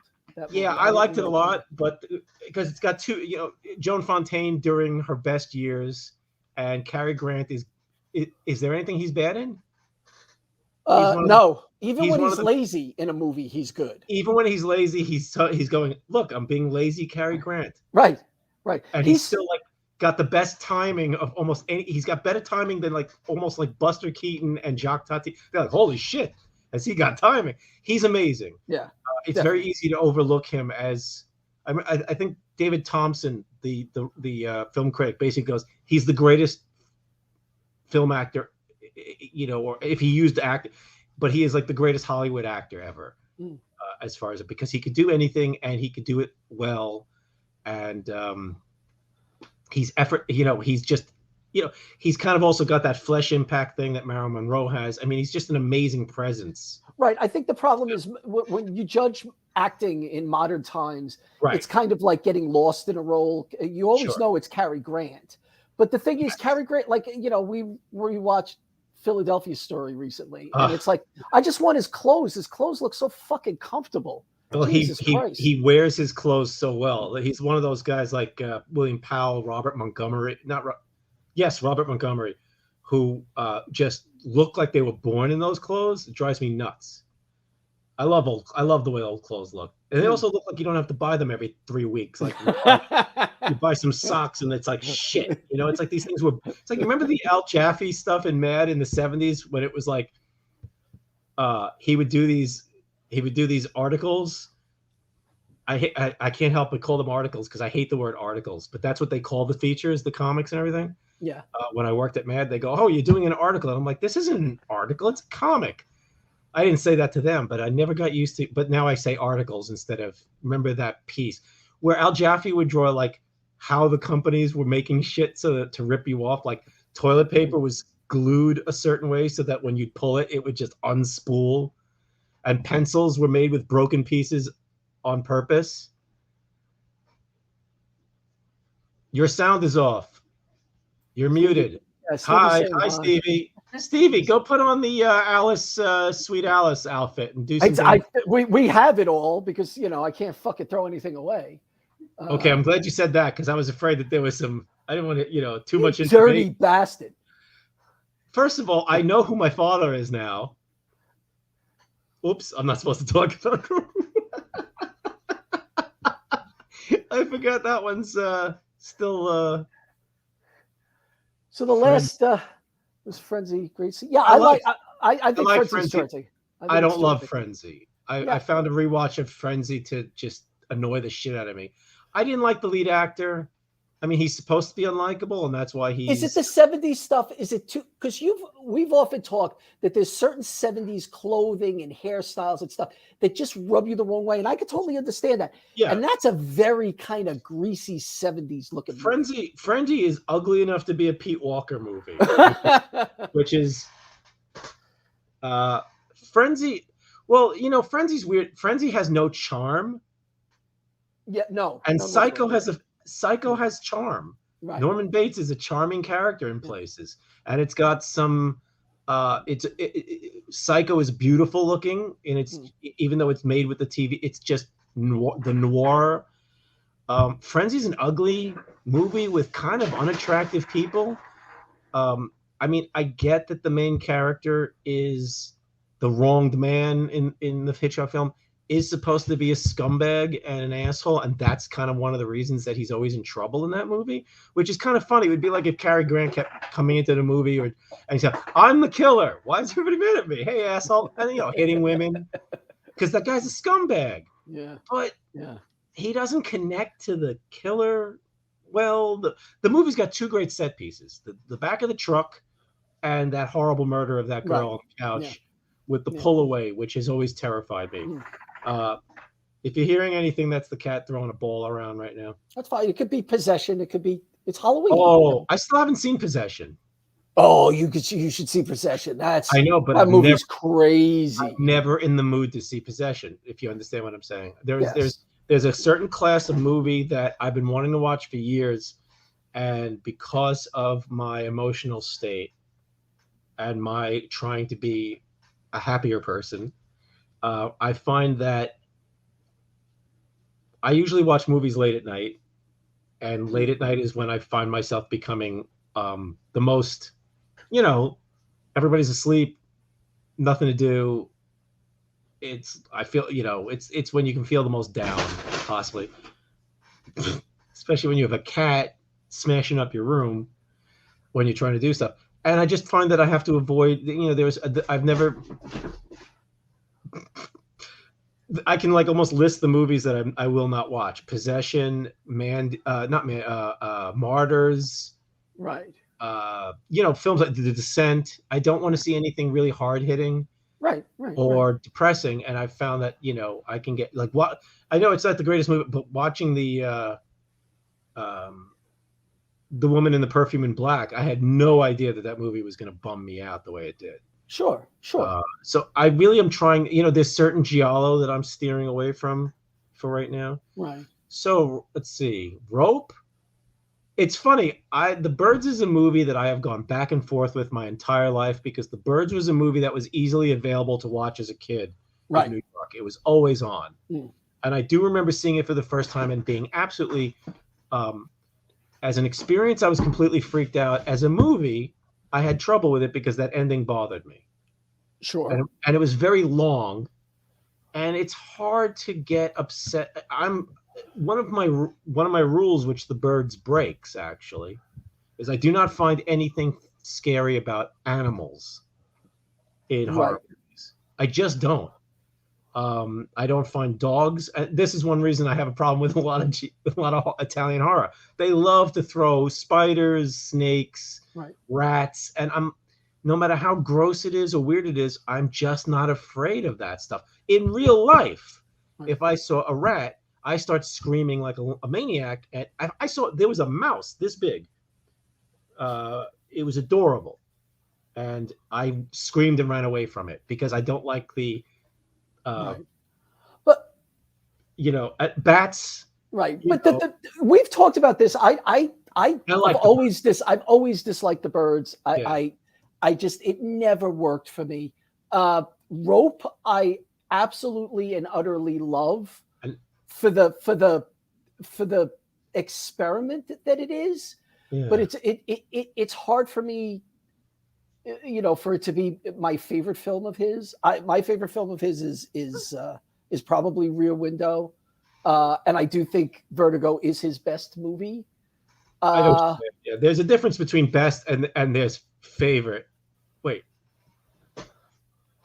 Stop, Kitty, stop. I still like The Birds because I think that there's a lot of fascinating, interesting, and thrilling things in it. This is going to sound correct. I like the spectacle of it.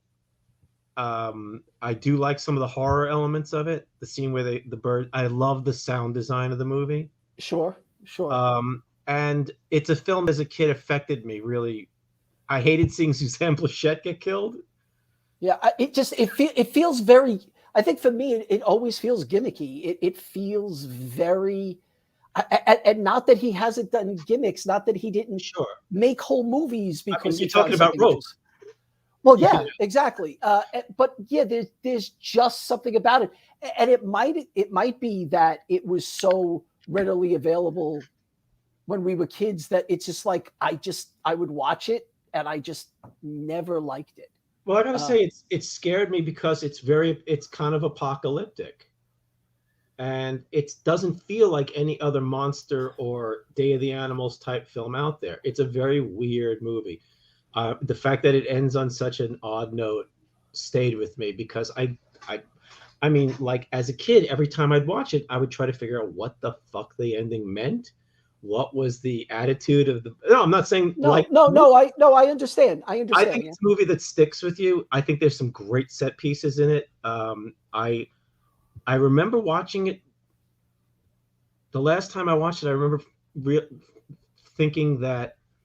I'm not comparing the two in importance or effect, but Tippi Hedren being attacked by the birds in the room that she's alone in at the end was a scene that never really stayed with me or But watching it as an adult, it's an amazingly well put together piece. It's very similar in approach, I think, maybe that's the wrong one, as the shower scene in Psycho. It's a woman who is isolated and relentlessly attacked, and it's really well edited. Right. I think it's a good looking film. I like the mood and the atmosphere. I always like movies where people go to an island and everybody's being. The problem with The Birds is that every time I read somebody writing about The Birds, they start talking about the repression of the main character, the psychosexual relationship between him and Tippi Hedren and her and the mother. I don't understand a lot of that. I'll admit it. I don't get a lot of it. I don't see it. I haven't seen it in a long time, but I also like the actor. I like Rod. Yeah, I never liked Rod Taylor, right? Really, I like Rod Taylor. He's stiff, but I like him for some. I mean, I like, it's probably because you get attached to certain actors when you're a kid watching certain movies. Sure. I really like The Time Machine a lot.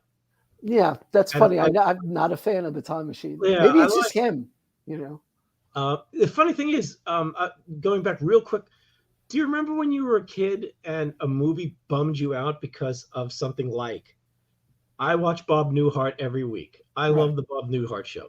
I like Suzanne Pleshette. I'm too young to even have a crush on her yet at this point, which I eventually did.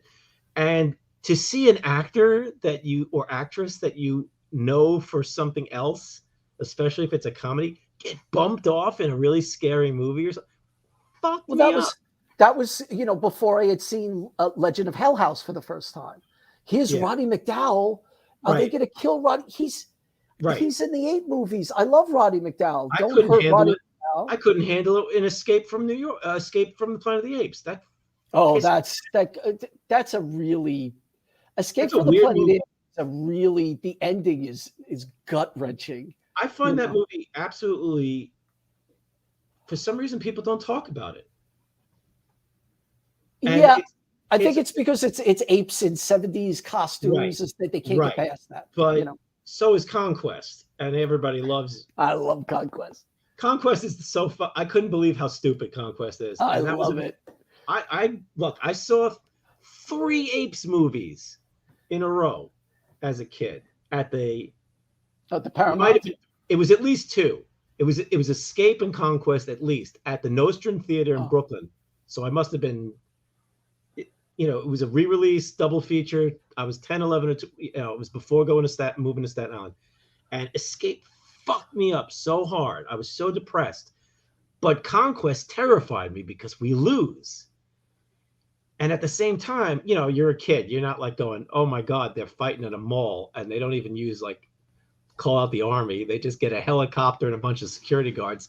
And then Roddy McDowall goes, what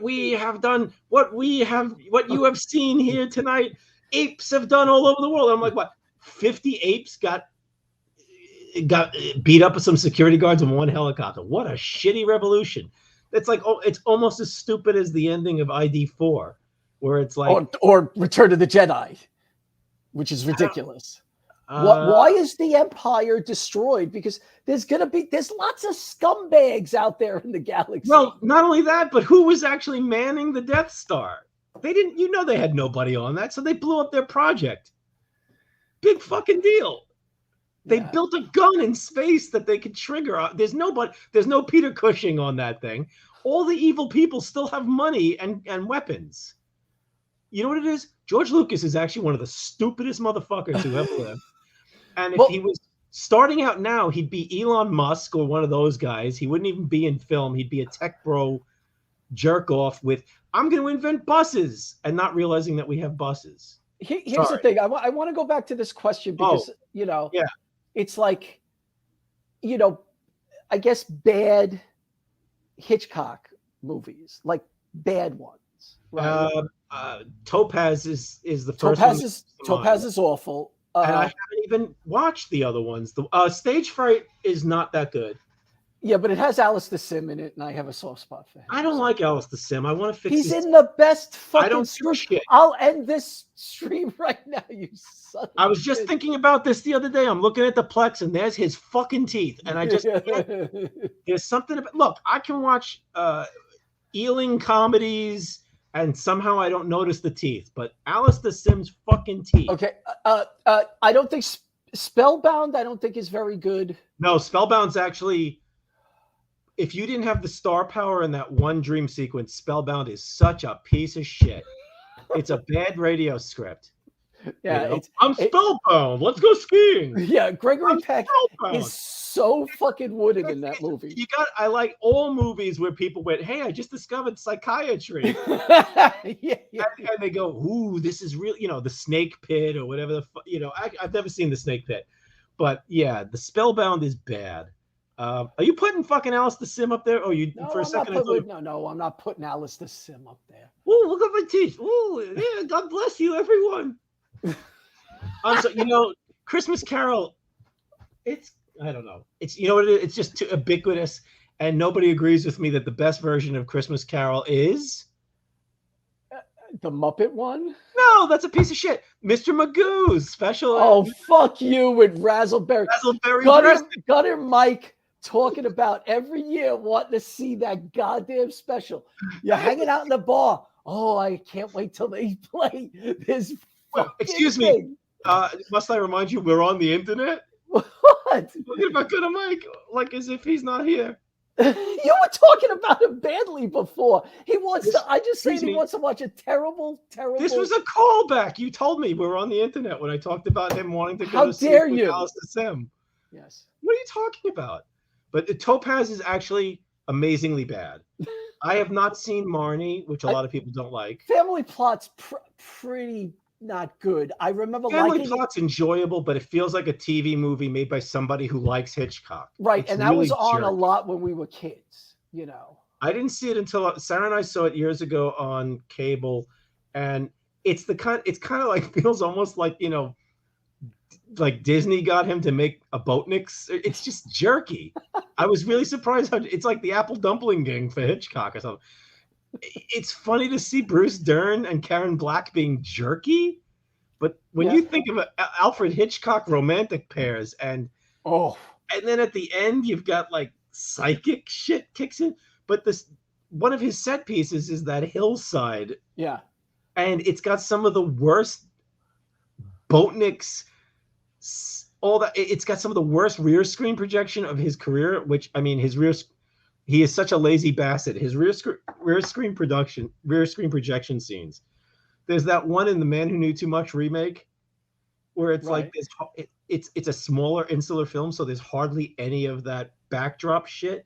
But all of a sudden, he's got a shot of like Doris Day and the kids at an airport, and it's like a painting of an airport behind them, and it's just, you fucking bastard. Yeah.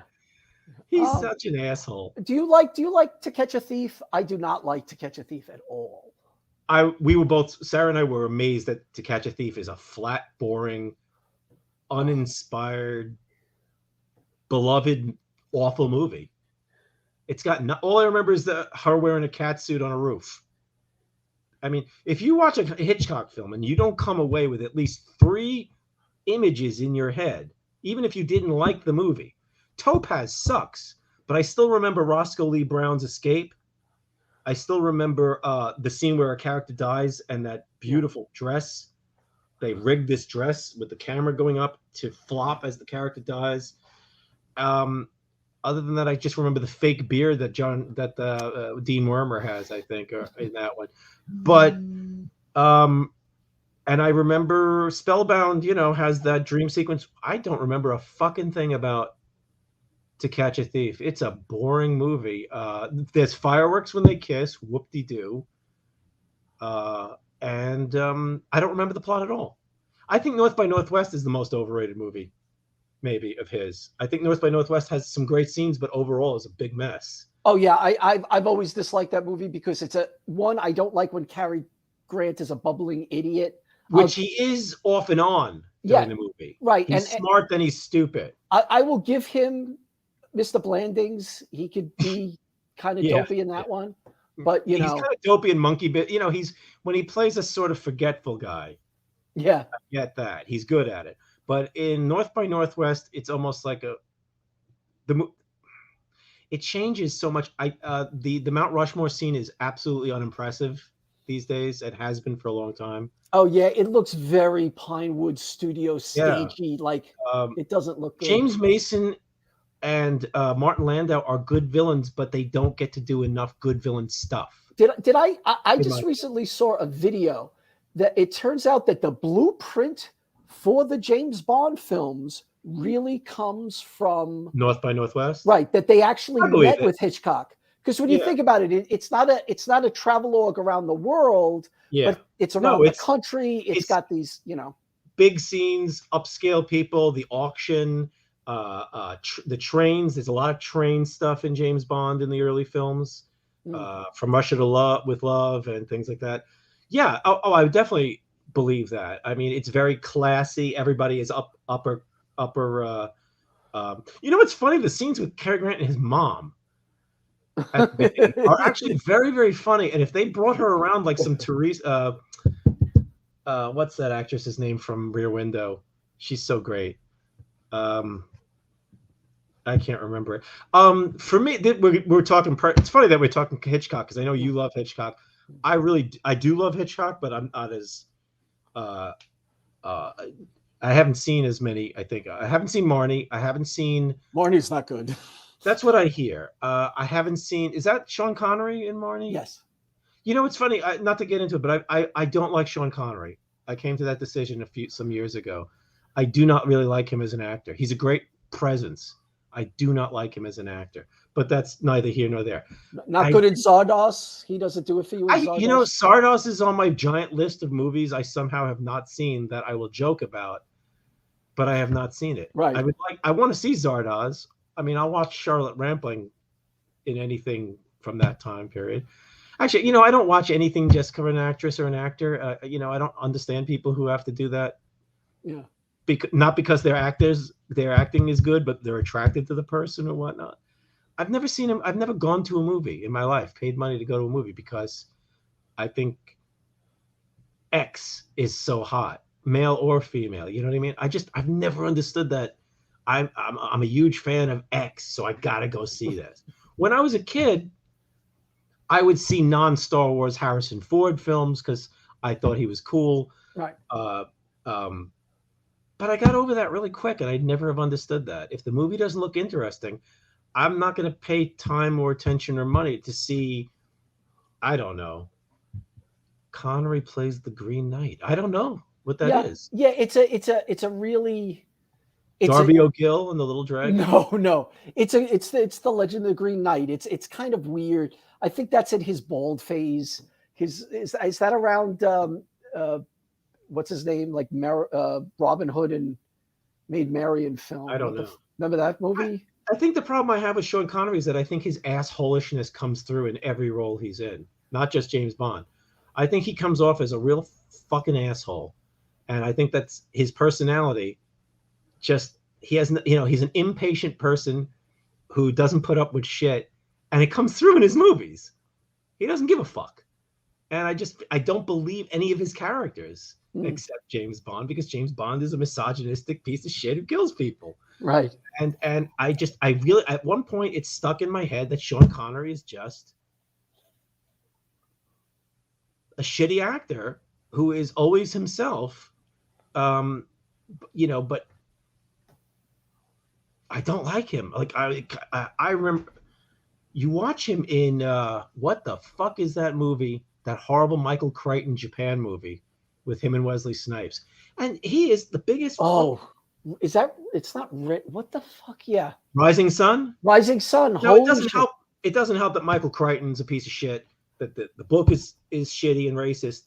That the 80s was shitty, and that there's a lot of shitty racist stuff and shitty misogynistic. It's a shit movie, and he doesn't even bother to learn the language. With the he does not give a fuck. And there are some actors who I'm okay with that. Cesar Romero doesn't want to shave his mustache for the Joker. Who gives a shit? It's stupid. You know what I mean? But Sean Connery doesn't give of himself. I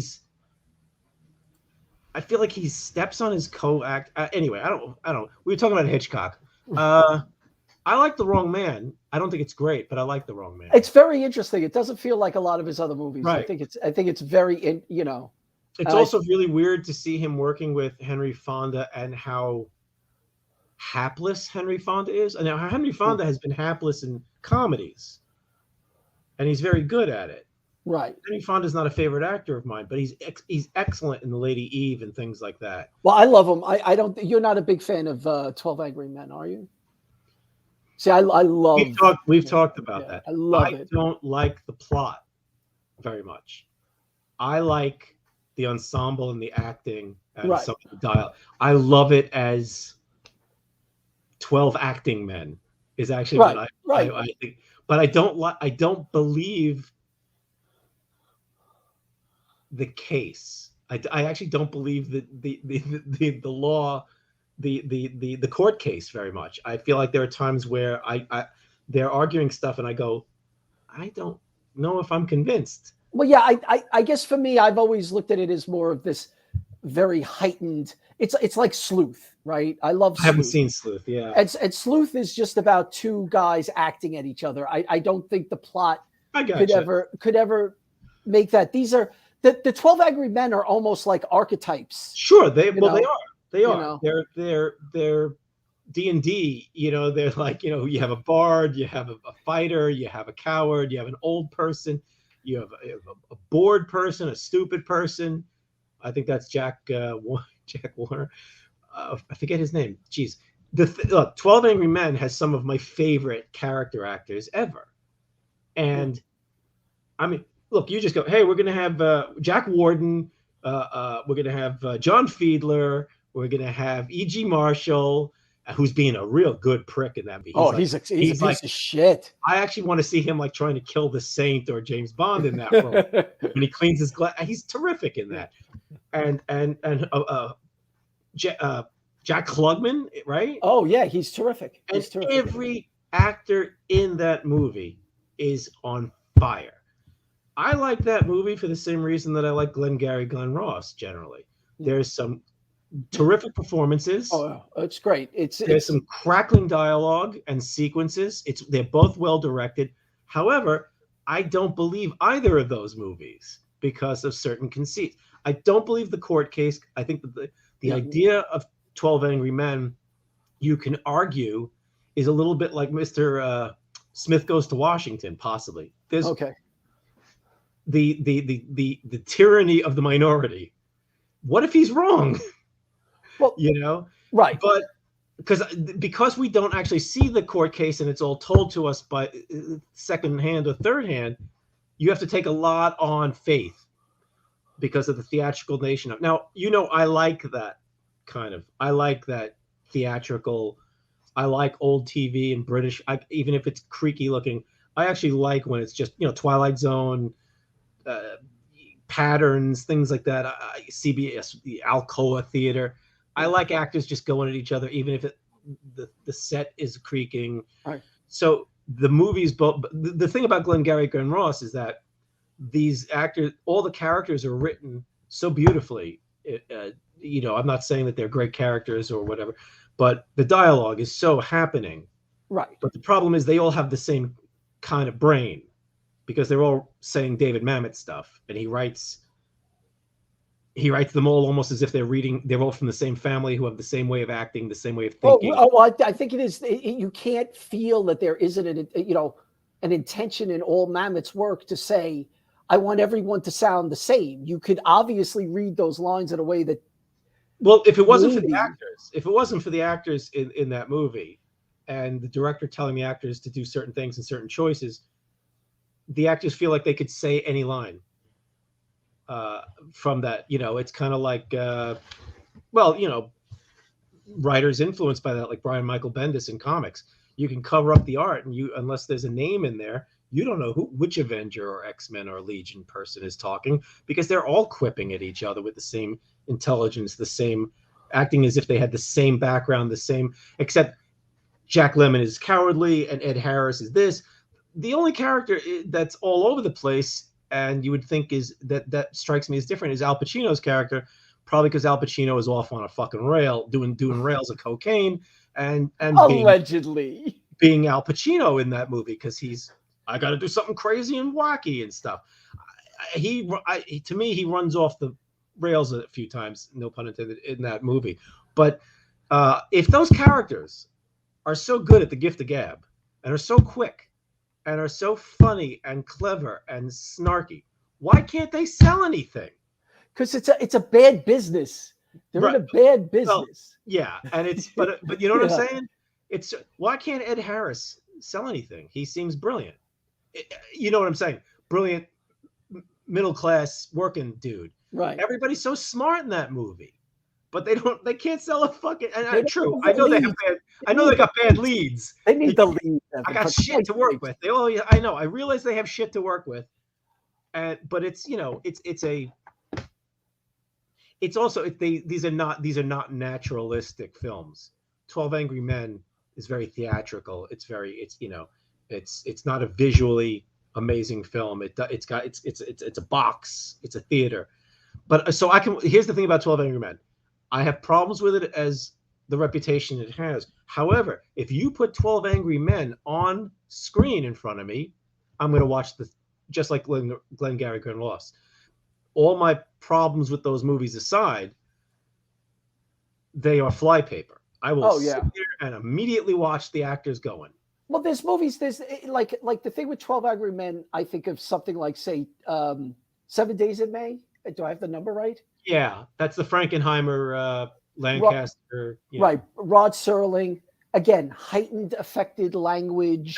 That's the thing. You know, yeah. Rod Serling definitely has that cadence in his stuff, sure, and I go for it, and I can understand why some people don't, but I do like that kind of I'm okay in certain places like Sweet Smell of Success or something like that, where the snappy patter is not natural speech, and you're very aware of the writer, you're very aware of the script, and sometimes aware of the filmmaking, but it does the dance so well. I mean, Sweet Smell of Success it's just stylized all the way through, and I find it a thrilling movie. But it's funny because I find it's an actor's movie, it's a writer's movie, and that's what 12 Angry Men. It's a very it's a intense encounters between actors. Right. I mean, Tony Curtis is amazing in that movie, which is why I will never dismiss him. We'll never say yonder lies the castle of my father. Which I don't believe he actually says, but I'm not going to watch that movie, so I don't give a shit. Yeah. I do remember he goes, "Let's do cocaine, Jamie." Allegedly. And watch the Manitou. Allegedly. Would you like some butter, Gavin? Would you like some pancakes? No, thank you. Like a big no thanks. So on Hitchcock, the problem is I can watch almost any Hitchcock. I would like to watch the ones I've missed. I have not seen too many of his English films. Okay. So I can't even. I've not seen The Lodger. Strangers on a Train, and not Strangers on a Train. Lady Vanishes. Did you see that? Oh, The Lady Vanishes is insane. I love The Lady Vanishes is so funny because it's like, how did they make this movie work? They did, and it's nuts because it's just about a bunch of weird people on a train. Oh, just say interject. Is the Manitou worth watching? No, but you must watch it. Yeah, you must watch it to see the Manitou. It's so funny. Holy shit! I gotta say, if somebody says the Manitou is a good movie, I honestly moved 6 feet away from them pre-COVID. You've got to get the fuck. That movie is a horror show. Is the book? Have you read the book? Is that what, Graham Masterson or something? No. And I think there's several books in the Manitou series. Oh shit! And so what is it? You got Machine Manitou, Ice Cream Dispenser Manitou. No, I don't think they. Clock with a animal clock with the clock in the belly Manitou. Right. Rector set Manitou. Laser cat pointer Manitou. What the fuck? That movie is now that's a movie where you look at it and go, somebody said, let's bring 1950s special effects to the 70s. But we should spend on some Star Wars lasers. We got to do some Star Wars animation or whatever the fuck. It's amazing. Make sure Tony doesn't really feel present for the movie. We would like him to kind of appear like he's not really there for this. I think It's that's what funny we're because going for. the Manitou, I remember. But the things that you take away from movies, good or bad, Manitou, I take away. Guy in a lizard suit on crawling like he's like in a kaiju movie. Banister, breaking through the banister is mine. Um, the space scenes with the pew, pew, laser blast stuff, pew pew, and Moscow Marquez, what the heck, who's actually really scary looking, to be honest. The thing that's growing on her when it comes out is disgusting. It reminds me of some of the makeup work and the way that they made the Sentinel, the creepy stuff in the Sentinel. Just gooky, nasty, and exploitative of the actor, but creepy as hell. And Tony Curtis's clothes and his apartment and everybody's shitty 70s clothes. Yeah. He wears his psychic cloak or whatever the fuck it is. They're wearing cast-offs from the end of the season of Kolchak. They're wearing these miserable ABC TV movie of the week things, and this is an actual movie that came out in theaters that people said, "One, please, here's my money." It's terrible. The Manitou is terrible. Oh yeah, definitely run out and see it. It's embarrassing. It's an embarrassing affair. Yeah, it's great. Yeah, it's terrible. But I can't think of any Hitchcock. But man, does Hitchcock have the most good movies of any Western director? Well, I always think made so many, and so many are good. Yeah, I guess the don't you think the real matchup when you think Hitchcock, it's always Hitchcock and Kubrick. I think, but he made far fewer movies. True, but you can't. People love his movies. People think he's an absolute genius filmmaker. I mean, I've always found Kubrick cold and off-putting and non-respectful of the writer, if I could be a dick about it. Oh, he's not respectful. He's not respectful of Shelley Duvall. That's one thing that. He's not. Yeah, and humans. Yeah, he's not respectful of humans. I find his movies cold, but I don't have a problem with that. You see, because you go, well, I'm going to get a cold movie today. As long as if he's not directing Paddington 3, or you know what I mean, which I haven't seen the Paddington films, or Babe, I want to see them. But if I'm not, it's Curious George, by Stanley Kubrick. Whoa, I'd be like, I'll still see that, but I'm expecting a very distant relationship between the man in the yellow hat and George, and very wide screen shots of the two of them, so that they're physically not close to one another either.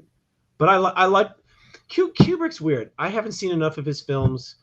I like 2001. I know a lot.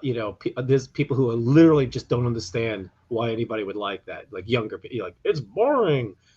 I find it fascinating. Yeah, I've always liked it. It's gorgeous. I think that there's scenes in it that are. Isn't it funny? You could probably make an argument in some ways that the only character I've ever really felt bad for in a Kubrick film is Shelley Duvall and her kid and little kid, and Hal. You feel bad for Hal, even though he's killing people, and he's a fucking bunch of chips. Somehow Hal has a kind of warmer, character than Keir Dullea and everybody, Gary Lockwood and everybody else in that movie. Oh, Keir Dullea, come on. Well, Keir Dullea and Gary Lockwood. He certainly did. He didn't pick them for their physical comedy. You know what I mean? Yeah. I need a Charlie Chase type, and a Harold Lloyd type, Gary Lockwood, and Kubrick. He just has a different way of making films, and I respond to some of them. Clockwork Orange is a movie that I liked as a teenager and now despise. I just, without getting into, part of it is because a large part of it is growing up. I was not as affected by watching film rape scenes. I didn't like them. I didn't go, oh, I can't wait to see the new rape in this movie. Right. Bad Boys has a rape, and I was nauseated seeing that in the theaters. But I think the movie is a little too jolly about some things. And I read the book, and the book isn't Well, like the that. book also. Well, that's when I say writers. The Oh, whole sure, point was sure. he didn't use the last chapter of the Excuse me. book. Yeah. Sure. Yeah. My But understanding. that's his right. But No. yes, That right, but I, I also don't like it for that, and I know it. Not supposed to need to do research to sure, understand something, sure. but it's just like, I think The Shining is terrifying and a creepy, disturbing movie, but The Shining is my favorite horror novel, and it's not only it's not the book, it's just like it's so weird, that I it's not the book. I absolutely love The Shining, and I love the book. And I remember reading the book and going, it's a shame that some scenes are not in there, but I can also understand how they wouldn't have the same impact because maybe language is not the most important thing in a Kubrick film. And I might be wrong. I'm not a film writer about films, but I mean, I can't think of a ton of sparkling dialogue. I mean, I'm sure the dialogue is important to him. I mean, I like Killer's Kiss. I like The Killers. That's my favorite movie of his, The Killers. I think that I Killers, really like that movie. I confuse it with The Asphalt Jungle a lot, but yeah, Okay. I mean, I like. Well, I love The Shining. I mean, I just do. I'm not like rabid about it. It's funny because last night or the night before that, I stumbled on looking for stuff about a movie that I had seen, for some Fulci stuff or what have you. I stumbled on some guy's YouTube uploads of deleted scenes that were in the European or the Japanese version of The Shining. Some 2 minutes here, mostly not important, but just those clips were fascinating because it's a unique horror film. It's a monster budget, kind of insane project. I mean, and it's almost hard to it's almost hard to untie the knots and the strings to that movie in a way that I try to as a viewer. But it is hard to forget that Stephen King hated it for a long time. I mean, I think he's made his peace with it. That's unimportant to me, but he really disliked it and would write about that. I found that fascinating because I'm like, if you're going to be mad at a Stephen King movie, go see the one with the cats in the car that changes its paint or whatever, the Sleepwalkers, or go That's a see good. Well, but I think the that's the first problem fucking because, movies. but I think that's the problem is, the book, what he tries to communicate in the book, I'm sure was personal to him. Yeah. The book is about addiction and family dynamics in a lot of ways that is just kind of totally stripped out of the movie. But Kubrick then gets to make this visually stunning. I mean, it's so big. You could understand that they would go crazy in this place. Well, that's the thing about it. The film itself, now we also know how he acted on set. We know how they treated Shelley Duvall. We know that the movie itself was an emotional experience of people. That the movie is insane in some ways. You know what I'm saying? The concept Kubrick has to make the Overlook Hotel and all his weirdness, to actually build all this shit to make a movie about 4 people. The length of the movie, the additions, the ending, the people who have the crazy theories about what the movie means. Right. Well, right now we have have we seen the version that plays Forward and Backwards at the same time? I've never seen it. I've seen parts of it. I don't think I could sit through something like that. I have a problem. Like, I watch lots and read lots of crazy theories on Kubrick because I find. Well, you've always been interested in conspiracy theories. Oh, by the way, I don't believe in them. I'm just. I know. and odd thinking and crowd thinking and psychological aspects of people. And I mean, I'm fascinated by that stuff too. I'm just, I think he's given too much to that. He never made a mistake, and everything that's in his film has a deeper meaning, and there's all these things to be discovered. And I don't think that's true. I don't think there's a human being that could make a film and not make a mistake somewhere, or he overlooked it, or something happened. It's a human endeavor. Nobody cannot make a mistake. Even, when they go in with CGI, they're still going to, somebody went over there. George Lucas spent every dime he has to remake Star Wars and make it perfect. He can't fix Empire Strikes Back, no matter what the timing is. He can't fix that. They went through a time war. Fuck you. The idea that it matters, that the rooms don't exactly match up, and that the fucking beans and the oatmeal or whatever the fuck is in the room means something. Right. Is the gold standard. It's all about the gold standard. Is anti-vaxxer level of you need help.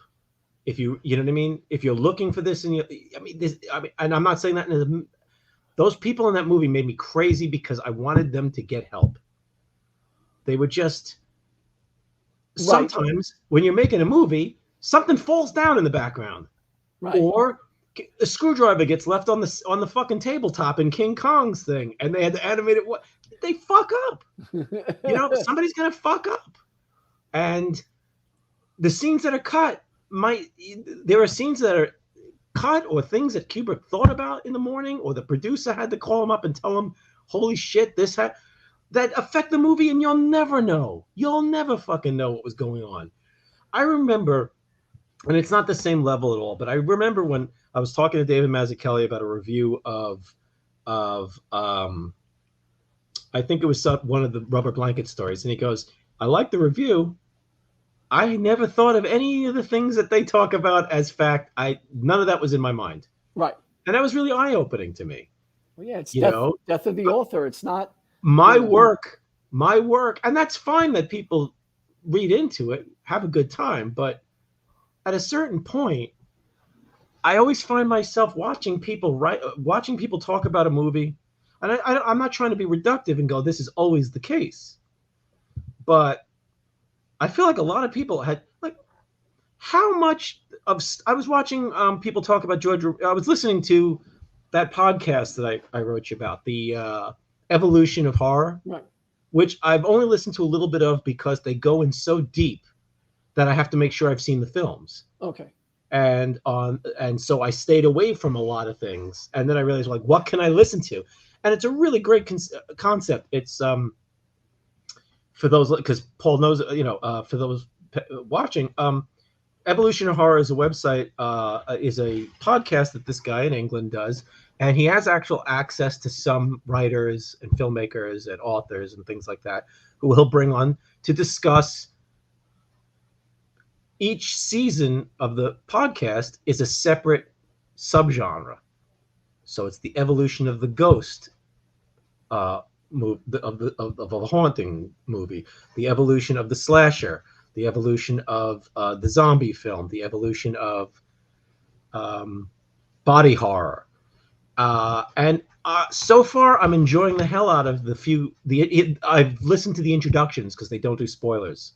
And they'll have it, and they'll talk for 2 hours about, and the discussions seem very organic. Like they don't seem edited super heavily. They'll go all over the place.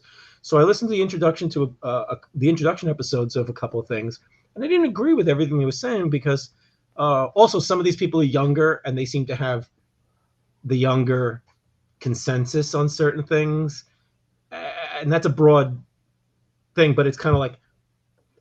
Paul and I have talked about this before, that it just seems that there's a certain age group that reappraises things and to either vote up or down.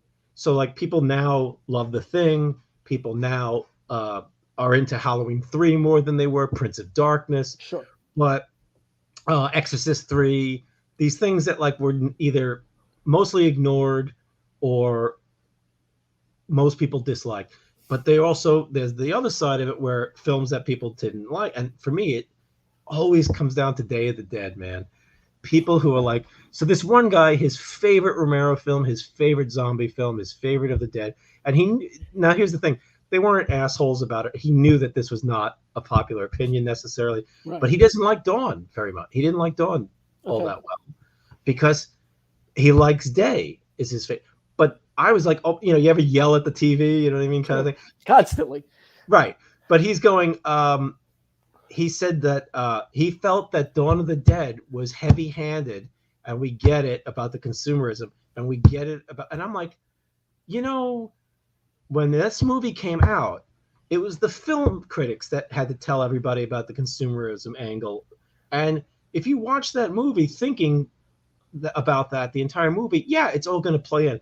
But how can you not watch Day and think about the didactic military versus person thing, which he'd already kind of done in both Night, the establishment versus the rebel, the other. I mean, Day is terrible in my opinion. Well, I don't really like the original Night of the Living Dead that much. Right, which I do. I love all the versions of Dawn of the Dead, and I remember back. I don't love the remake. I don't love.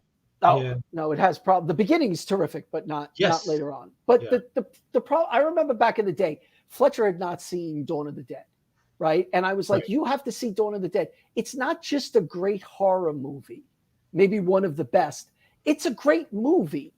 Yeah. There's effects that look a little clunky, and there's some stuff that's weird. Sure. But the thing is, Night is one kind of movie, and Dawn is one kind of movie, and Day feels like it's sliding backwards a little. Yes. And it also seems, and he complains about, and he's also calling, I have a real problem with people who are so into a director or a writer, and they think that they're a genius and that they're brilliant, and that if only George had come in to do this, and if George, and like the maestro, that stuff drives me up a fucking planet, as if they can't do any. And even when they do something wrong, they're like, I'm sorry, the guy who made Basher and Monkey Shines and his half of Two Evil Eyes and a bunch of other things is not a genius.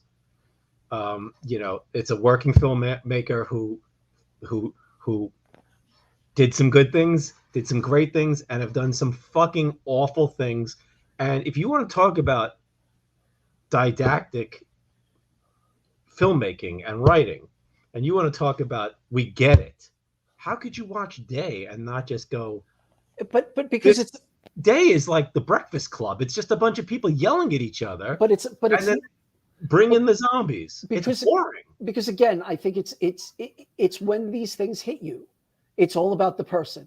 Possible. So I see what you're saying, but I mean, he's considering these things, and and other people were saying these things too, and I'm sitting there going, I just don't know how you can watch Dawn of the Dead. Do the people in Dawn of the Dead, the things that Romero does in Dawn of the Dead are mostly visual. They don't talk for 15 minutes straight about the dead walking around and being consumerist. They don't. Right. But in Day of the Dead, and then he attributes this thing about, they're us. They're us, they're just like us. And I'm like, right. Everything he did after Dawn pounds that. The worst of the most offensive is. So do you think that he was affected by the reviews that heightened the horror film into, like, when people say, well, Dawn of the Dead what it says is so important. Do you think he didn't even realize that and wanted to put more of that in? I don't think so, because I think that when you watch George Romero's early films and you read interviews with him, which again breaks that cinematic fourth wall of intent and all that. Season of the Witch, Martin, Night Riders, I think. The Crazies, Night Riders. All of his films have a message or intent, but he became worse about how he mounted it how he presented it, and basically how he loaded the gun. And I think where he really, really falls apart and never recovers is the end of the Night of the Living Dead remake in 1990, when he has the Patricia Tallman character basically look at it's almost like a Mel Brooks film. They're us, we're them, and they're us. Humans are the worst monsters. She does, but he uses that quote which I don't know if Dawn of the Dead uses. Okay. I don't know if any of the characters in Dawn of the Dead go, they're us. Well, But Patricia Tallman's line at the end, and when they show the shit kicker, I hate that scene where the George Romero's shit kickers, which come up in too many of his fucking films. I mean, come on. I hate Florida. I hate a lot of things about the country, but come on. How many? He has the shit kickers in Night of the Living Dead. He has shit kickers in Dawn of the Dead. He has shit kickers in, you know what I mean? So many of his fucking movies. So when he shows the in the Night of the Living Dead at the end, when he shows the country folks setting up death matches between zombies in a pen, which he goes crazy with in Land of the Dead. But at the end of Night of the Living Dead, he has all the small town people pushing zombies into a pen to fight each other, and I'm like, and then she says there that first of all, I don't fucking believe that, because in Night of the Living Dead, I think there's several reasons why I think this is a shitty script choice, really shitty script choice to hammer in that point. The Night of the Living Dead remake is just like the first movie.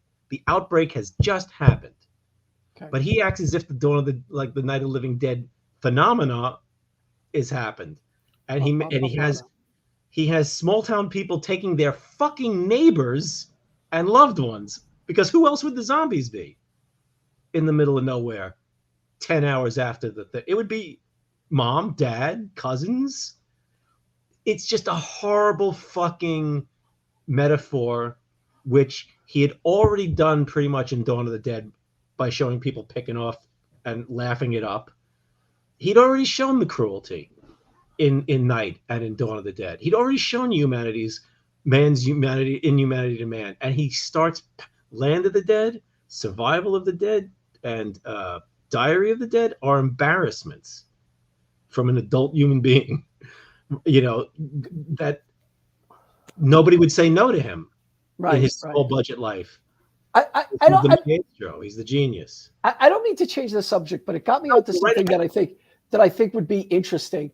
Is what is it about certain films that affected us, that we like, that would be perfect role-playing scenarios? Like, I always think how Dawn of the Dead, so many people put that into some scenario when they were role-playing. I know lots of people that did that. Because everybody made up their own zombie scenario game. Right. And you play yourself. Right. Exactly. We did that all the time, yeah. And when you think about how, like, we always die. Easily Ghostbusters would make a good role-playing scenario. I think they may have, yeah. Yeah, and I think that it's interesting that those worlds are built in such a way that they're interesting. I wouldn't want to role-play Day of the Dead. I know this might sound crazy, and I'm not sure if my point's coming. No, I think I know what you mean. To sit in a cave and argue with the military until somebody fucks up. Right. So Night of the Living Dead is a survival horror. I mean, it doesn't feel like a survival horror, or it doesn't feel like it just feels like the same assholes who fucked up the mall, the same assholes who shot the Ben at the end, and the guy in the basement screaming at everybody. Those same assholes, we've seen them, but the military complex sucks. He made The Crazies. The Crazies is about the military complex being a fucking disaster and a mess. And the opening of Dawn of the Dead shows the cruelty of the police and the military. I mean, he's done it. Day of the Dead script changed a lot from what I understand. Right. There's discussion, actually. People are talking about Rogers actually saying that he thinks the original script is because the original script was supposed to be The Walking Dead or something like that. If you think of it, was supposed to be people walking through dead cities and a lot more destruction and a lot more. Well, it escalates, right? Had no money. It was supposed to be 1, 2, 3 rather than 1, 2, 2.5. Well, it's almost like Alien. That whole opening is creepy because any movie, no matter how cheap, that shows empty streets and zombies walking around is automatically creepy. And at that time, the Day came out, we weren't overextended in scenarios of zombie movies. There really were very few zombie movies that open the streets. Return of the Italian ones. And the Italian ones can only show them on the bridge because they had to get the fuck off the bridge afterwards. Right. And Return of the Living Dead is such a better movie for me than Day of the Dead. It's just so good. Yeah. You know, people confuse it. Have you seen Amusement Park? No, I haven't. It just looks kind of. I do want to see it. I watched it, but it's not like really a movie. It's like a PSA, right? Yeah, he made a wacky PSA. Yeah, and it's a little surreal. It's a little heavy-handed. And no! And it's interesting. Not the basher, right? It's interesting, but for me, it was interesting as a curiosity. I don't know if Robert Grasso is still on the chat, but I think he saw it and really loved it. Yeah. For me, it just the hype for that, the excitement for that movie kind of fell off the minute it became available. Yes. Everybody, it was like a Kickstarter. Everybody's jumping up and down and ready to throw money at something, and then when it comes out, all the excitement's already, the air's out of the balloon. It was more exciting to think about this movie being found than because if you're a fan, it's like, oh my god, I get to eat at this. I was excited. I was excited to hear about it. Yeah, and I've got real reservations about Romero. Well, it's like I meant to see it, and then I didn't care. I think it's called Door into Darkness or something like that. There was an Italian anthology series, television series, hosted by Dario Argento, and I think he directed 2 of the episodes. Did he have anybody in his family raped in those episodes? Not that I remember, no. I want to play the rapist of my daughter. Very bad. Dario Argento's an interesting case too. But the thing was, when I found out about that, I was excited. I was like, wow, that's great. Is it interesting? I've never seen this, and it was fucking terrible. Was it like Monsters or Tales from the Dark Side? It was worse. I like Monsters and Tales of the Dark Side. I could, as a big fanboy of stuff,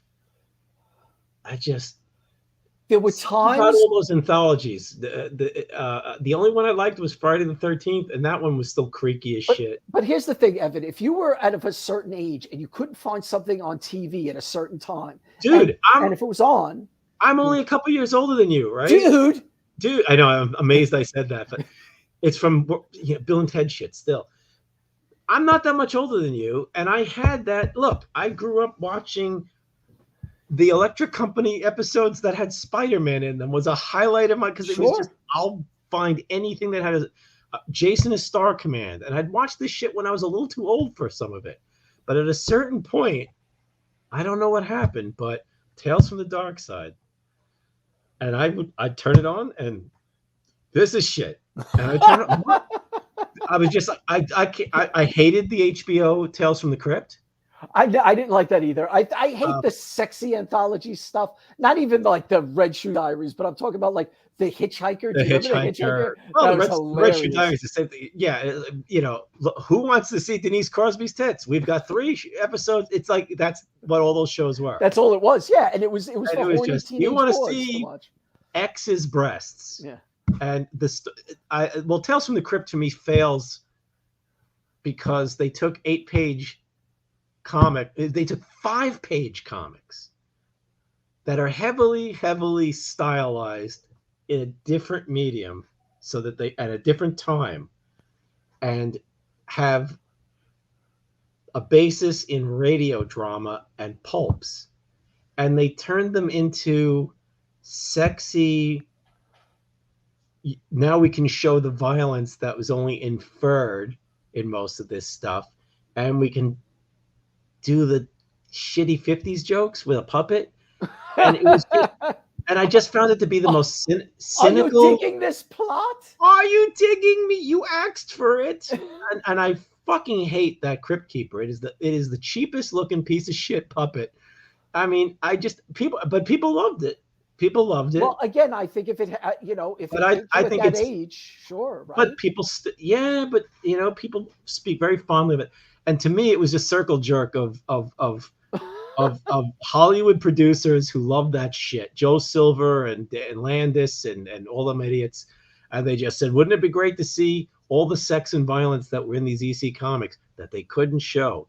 Yeah, man. Let's make, what was it, an hour or something? Or a half hour? Of Tales from the Crypt I think it was a half hour. I think it's really fucking hard to take you got to work hard to take a 5-page comic book story and turn that into more than 10 minutes of fucking story. I do love it. Tales. I do love the first movie, though. I love Demon Knight. I really do like Demon Knight a lot. The movie. Which one is that? That's the movie with Billy Zane. Oh, that was awful. I love that movie. That was the fakest interior of a house since Eaten Alive.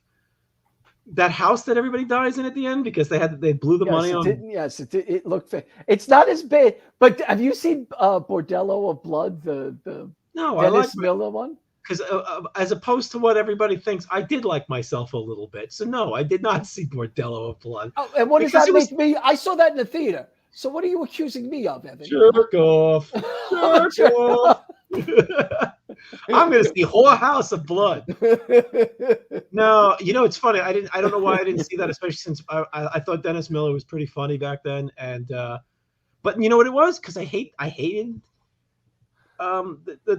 hated Tales from the Crypt. I just thought it was like a frat house. It was like being at a party at a frat house. And I'm like, sure. I get why this is exciting, and I fucking hate everybody in here. It was just look. There's some attractive women. There's some funny guys. Oh, they really did. There's some money put into this frat house. What a great TV they've got. I got to get the fuck out of here. I should like everything in here. You know what I mean? Hedonism, beer, women. I hate this place. It's like being in a sports bar. That's an attractive sports bar. I mean, get me the fuck out of here. And I really hated Tales. And you know what I didn't hate? I didn't hate Tales from the Dark Side, the movie. I mean, it wasn't great. But I hate that movie. That's the weirdest thing. I dislike that movie a lot. You're a jerk off. I'm a jerk. You son. If you were here, you son of a bitch. It's funny when my I was gonna say when my car broke down because it's only done that 80 times. When my laptop. This is actually doing really well. I'm very happy. No, it's you're not freezing up at all. Your frame rate's a little slow. Yeah. You're fine. Yeah. Well, just pretend I'm like a cheap. But you know what this means? Stop motion character. We could have guests come on live. Ooh, I would like that. We should try that. I would like that. I've always wanted to have Mike Norton come on. I was thinking the same thing. Because I think that we could.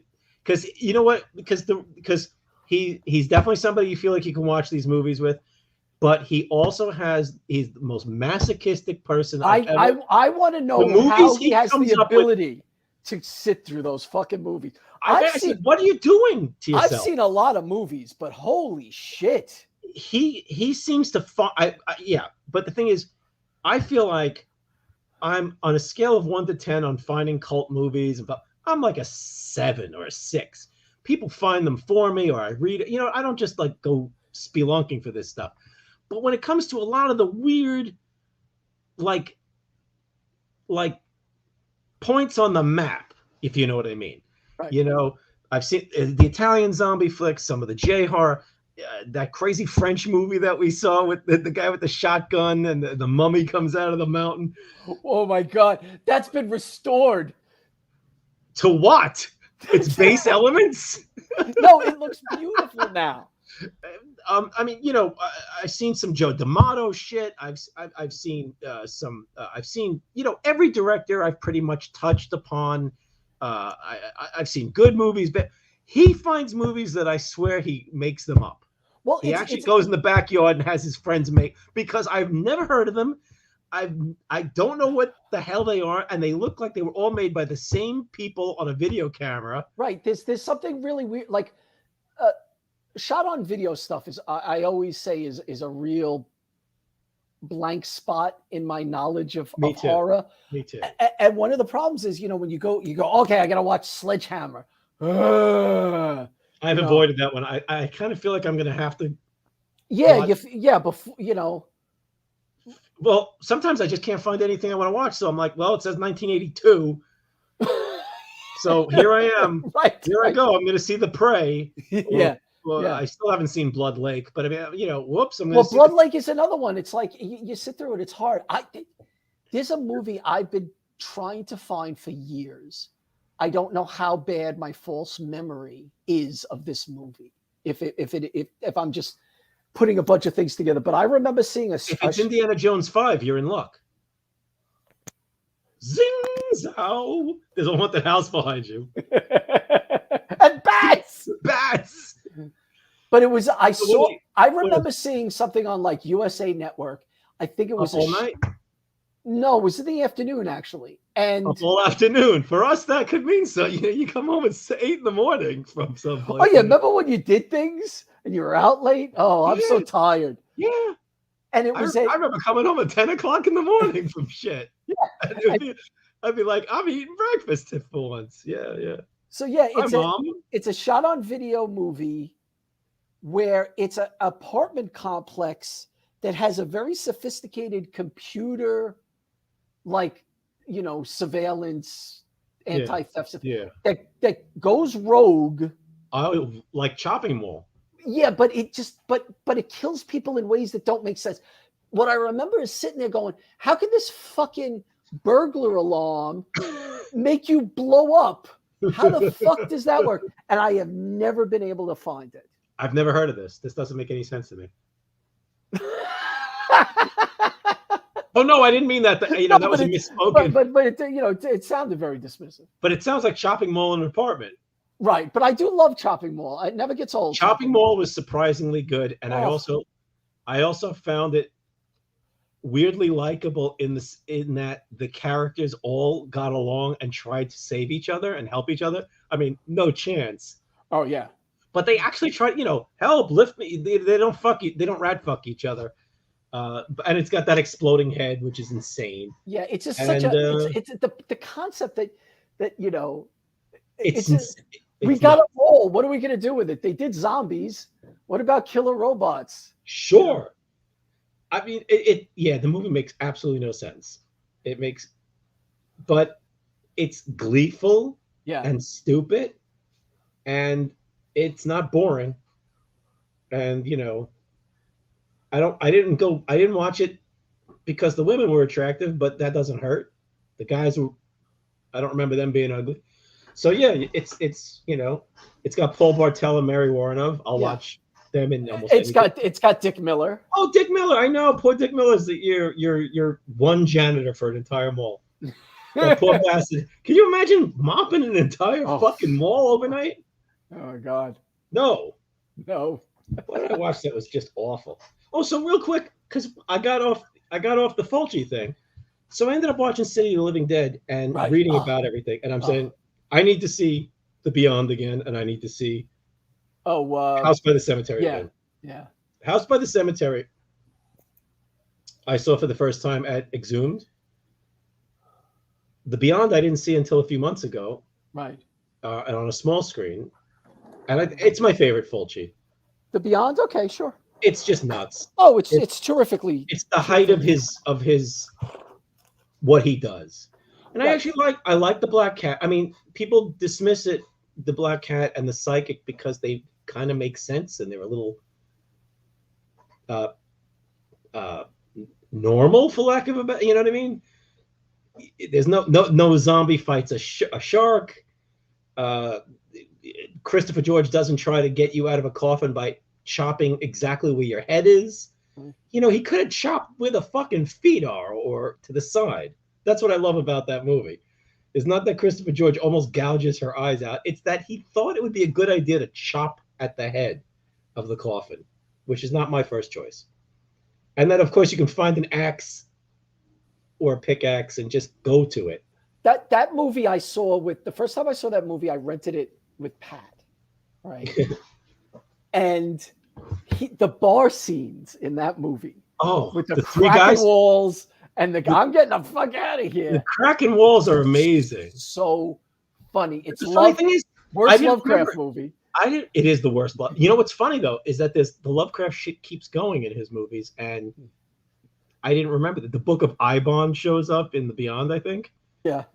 And he goes, I was inspired by Lovecraft, so I made something that absolutely doesn't feel like Lovecraft in any way, shape, or form. Yeah. Yeah. Other than there's Dunwich, Right. Right. and two people go to investigate something weird. And everybody has squishy brains. It's all about the squishy brains. Yeah, 3 people get it with the squishy brains. And it's kind of funny that Christopher George gets it, that he actually goes, yeah, you can throw maggots in my face and then squish my brains. Yeah.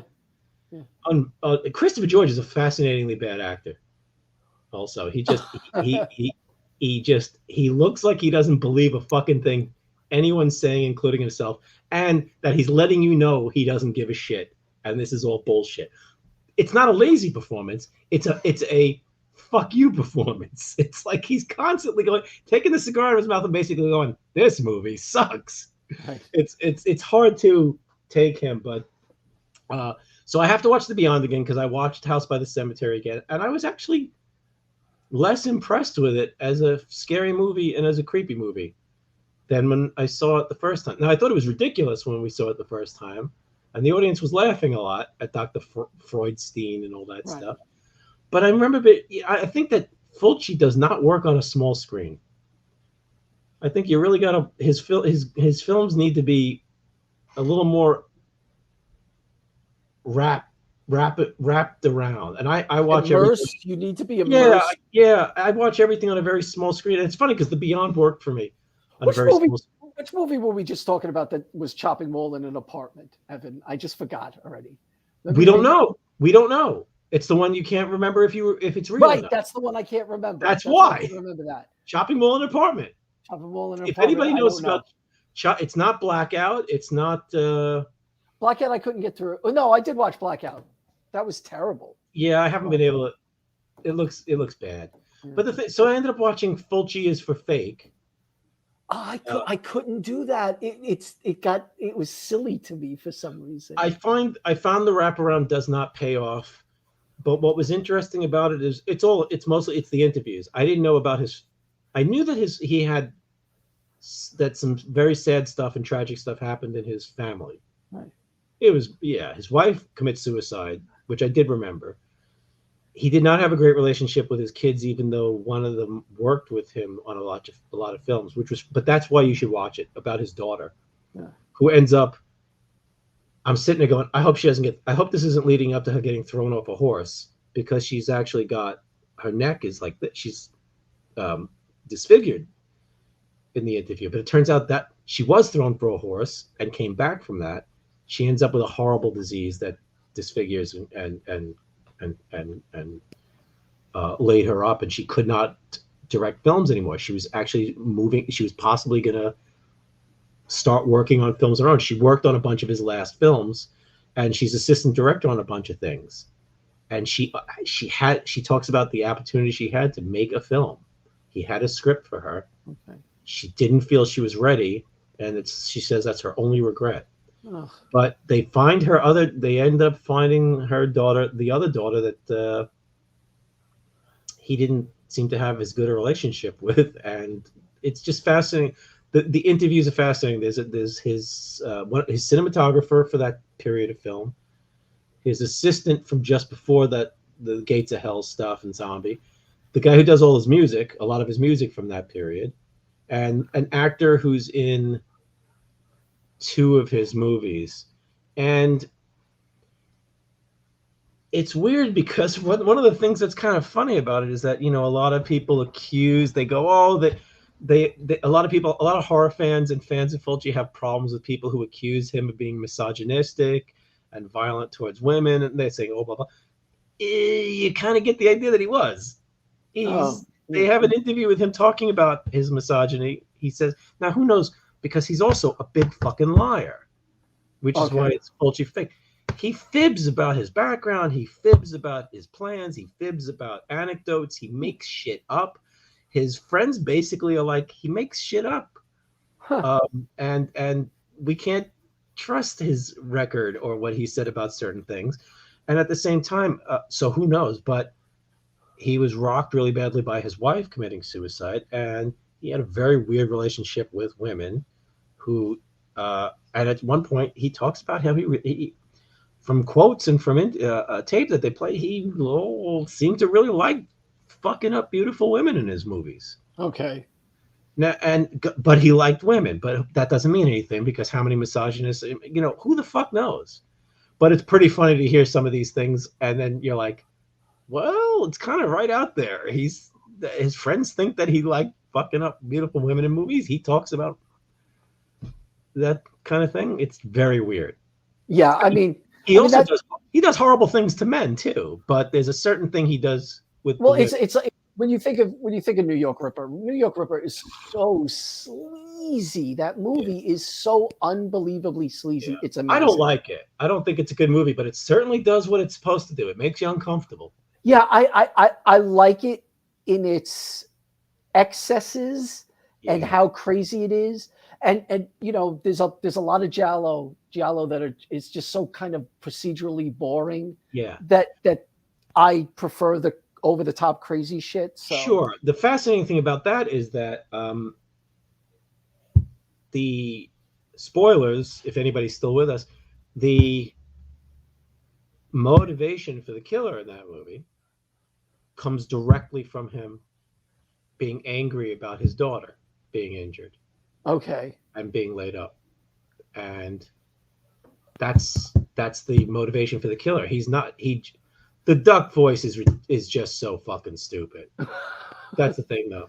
I mean, it's really, I mean, to be honest, with all the violence and the crazy shit in that movie, this woman sitting down with a bunch of pinball machines around her getting toe raped by some dude while they all sit at the table with her is the fucking most disgusting, creepy thing in the whole goddamn movie. Yeah, that scene is amazingly. It's really hard to know what's going on there. It's just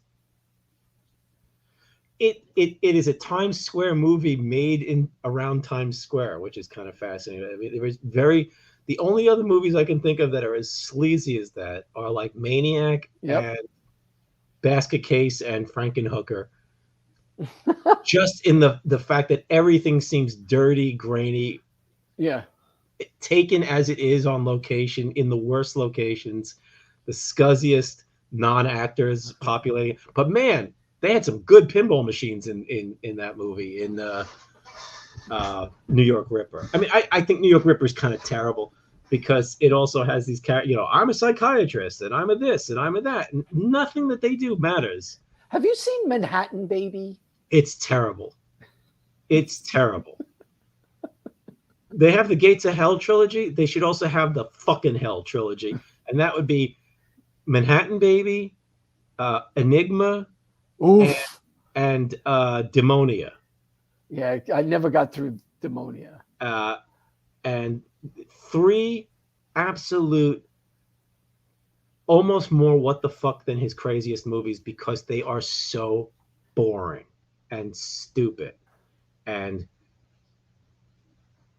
also, what is the predilection for Italian filmmakers to have some of the scariest, creepiest kids in their movies? Well, I think that the English dub on top of them, done by some crazy.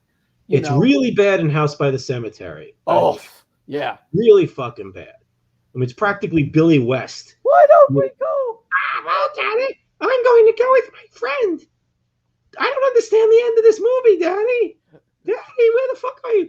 Why is that woman washing blood off the whole fucking house and nobody cares? So what the fuck is going on?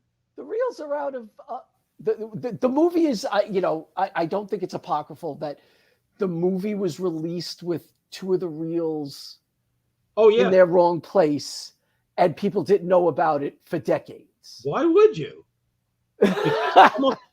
Almost any of his films, if you were watching City of the Living Dead or Zombie or almost any of his fucking movies, even Don't Touch Your Duckling, and a dead character started walking around, you'd be like, "Wow, Fulci, you're kooky." You know what I mean? It's like, whoops. New priest is back. Another priest.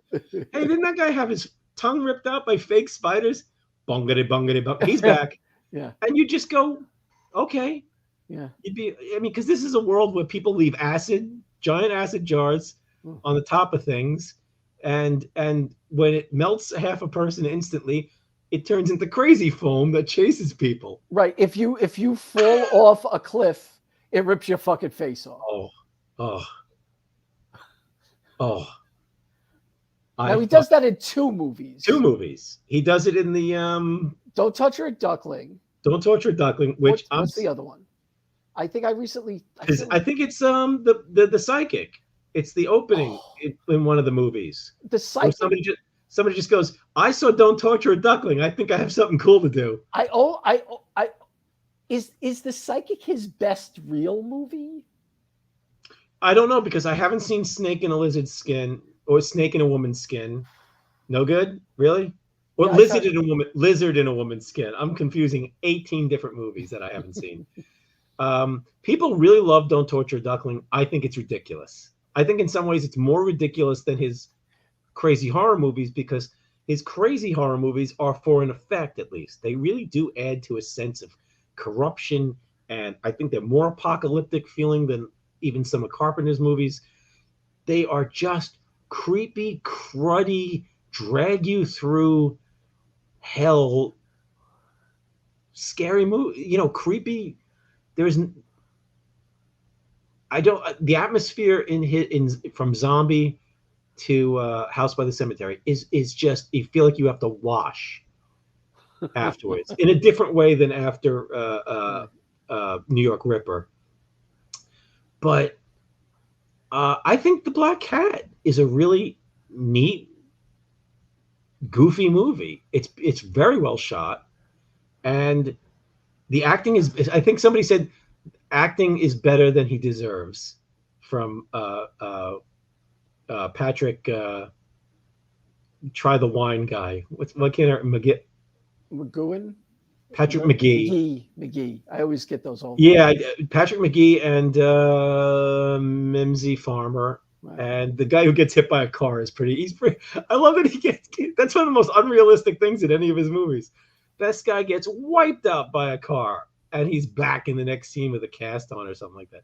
But The Black Cat is got some super creepy shit that's restrained. Like, I love Patrick McGee listening to the recordings of the dead to try to recordings of. It's just weird shit in that movie, and it's pretty well done. And I think The Psychic is it's not a great movie, but it's got some interesting. It made sense. Maybe I was more impressed with it than I should have been because I could understand it.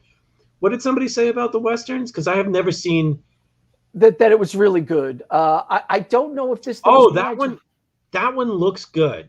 It looks. Somebody in the documentary said that movie was a horror movie posing as a Western. Now, I don't know exactly what that means, but it was one of the people he'd worked with. So I'm curious. Yeah. But I haven't seen any of his comedies. I haven't seen any of his Westerns. Have you seen Conquest?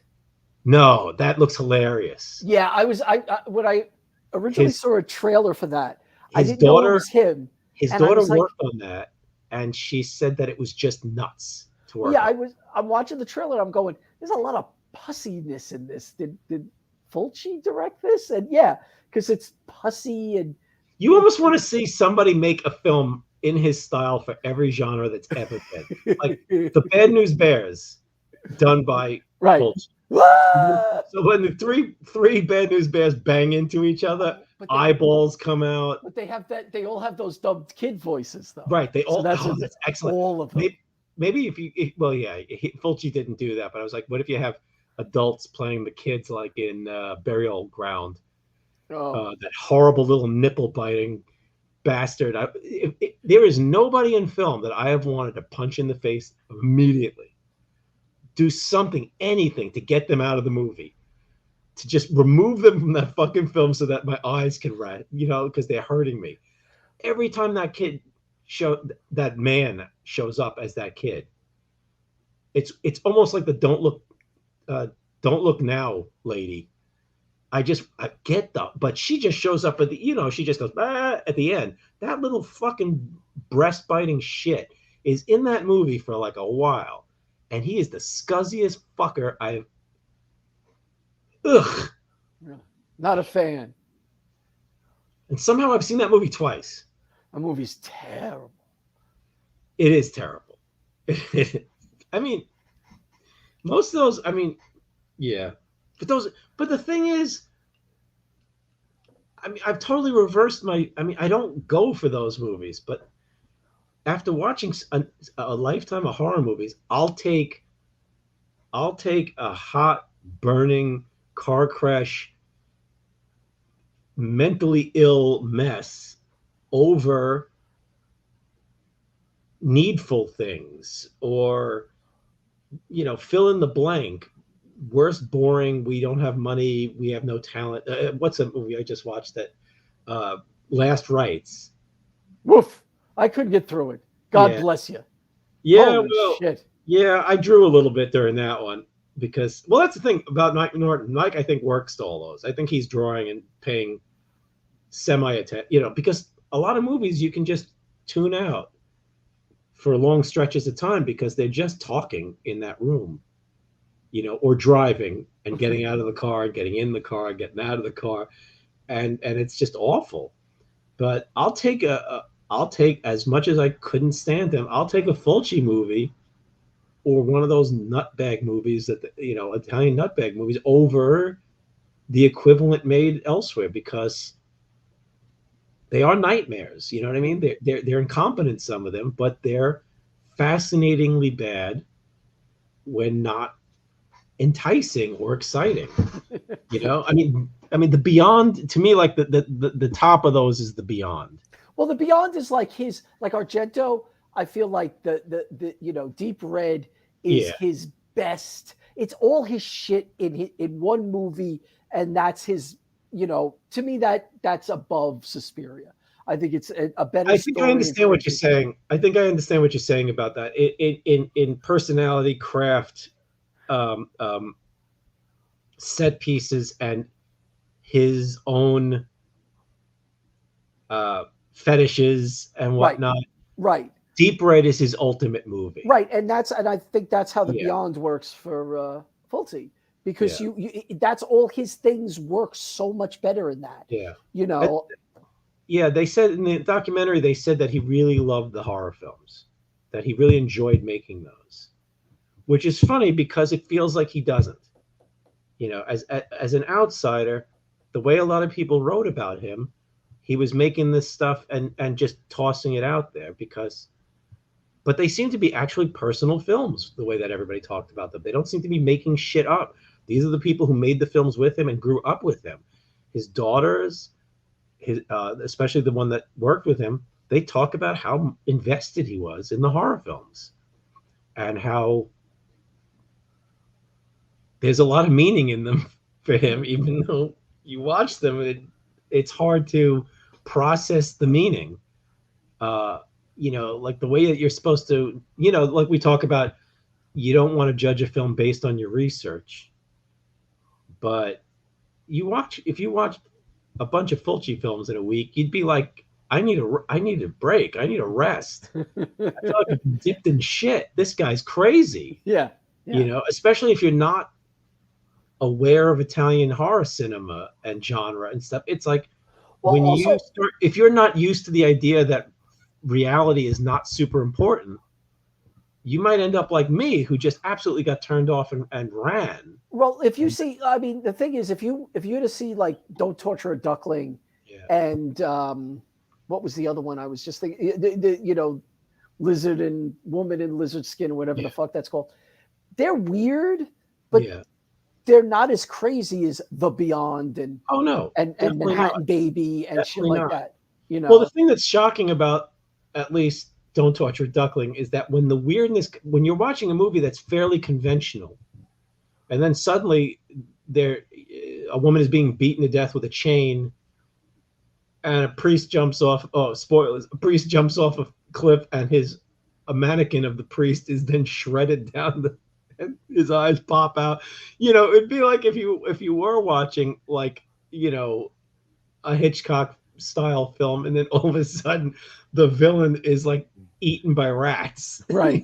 Right. Or cats. I mean, and You see, this is another. It's funny because I think that super fans of directors and writers and stuff tend to overplay things in the same way that maybe detractors overplay the things that Sure. are, because a lot of people who talk about Don't Torture a Duck and talk about how brave it was and how anti-Catholic church it is, and I'm like, I watched it. I would rewatch it, but it seemed to me it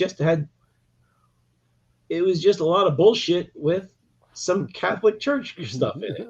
I thought Sweet Alice is much more about the Catholic Church. Now, true, if you make a film in America against the church, you're going to get some pushback, but not like you probably did in Italy.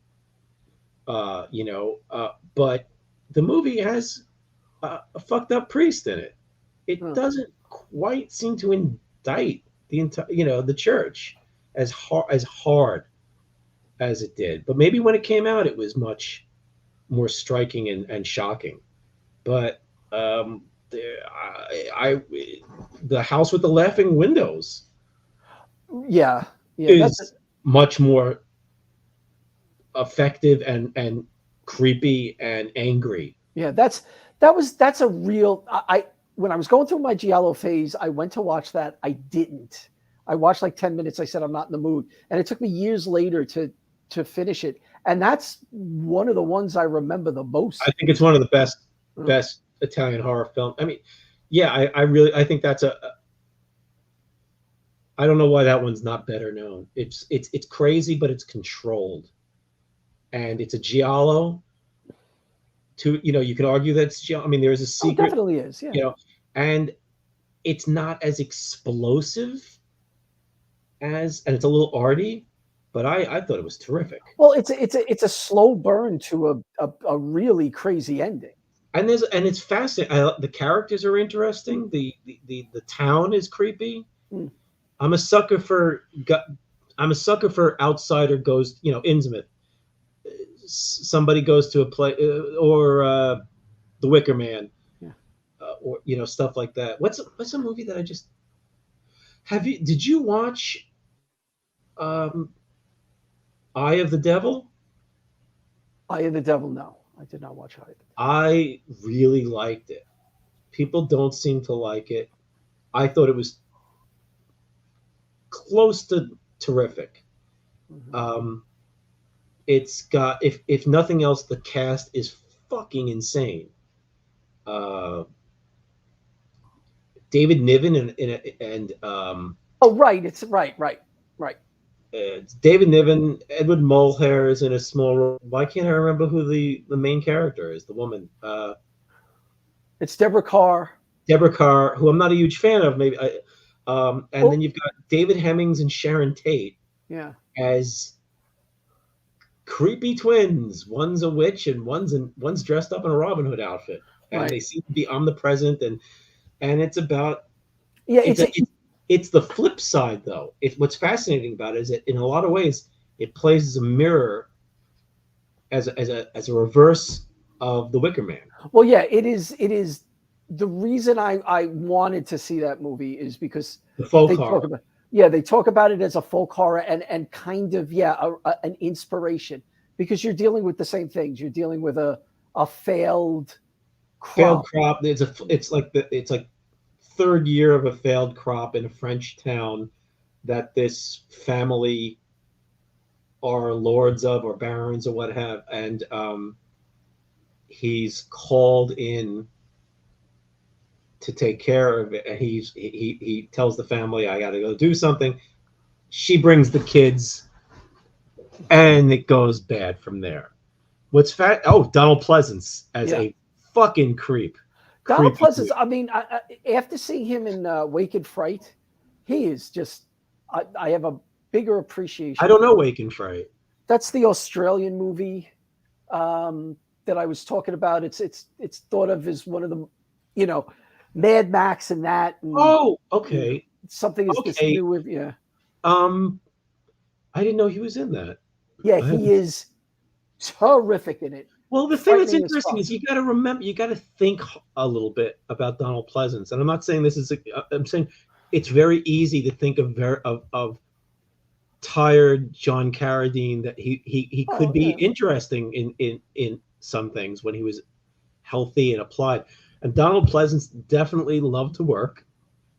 And I don't think he had to. I just think he wanted to. You know, you watch a later Donald Pleasance film and you don't go, oh, poor Donald Pleasance. He wasn't eating. He just seemed to like, I'll be in it. I'll do it. Well, that's the thing. I think that's what probably detracts from his. You thinking of him as a good actor because Wake It Friday's brilliant. He's terrific. He's the isn't he raw the meat. greatest, He's very funny and weird. He's really different in Raw Meat as the cop who doesn't give a you know. Yeah, Raw Meat never worked for me. I don't know why. It's not great. I think it's got some good stuff in it. But I don't think it's great. Right. Isn't he the forger in The Great Escape? Yes. Losing his visit. It's terrific. Who's going blind? Yeah. I love him in that. He's very sad.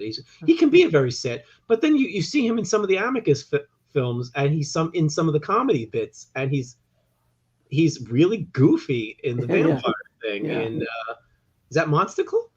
I think it's or is that The House That Dripped Blood? I forget what, but he's no, that's not The House That Dripped. Yeah, it's goofy in some things, and I think that is Monsticle. I really like that. I really like him, and I want to buy that NECA toy of him as Dr. Loomis. Oh yeah, I keep on looking at that, and I'm like, there are so many toys that right now that I'm going. I mean, shit, we could do an episode on goddamn horror toys. The way that there's a personal for me.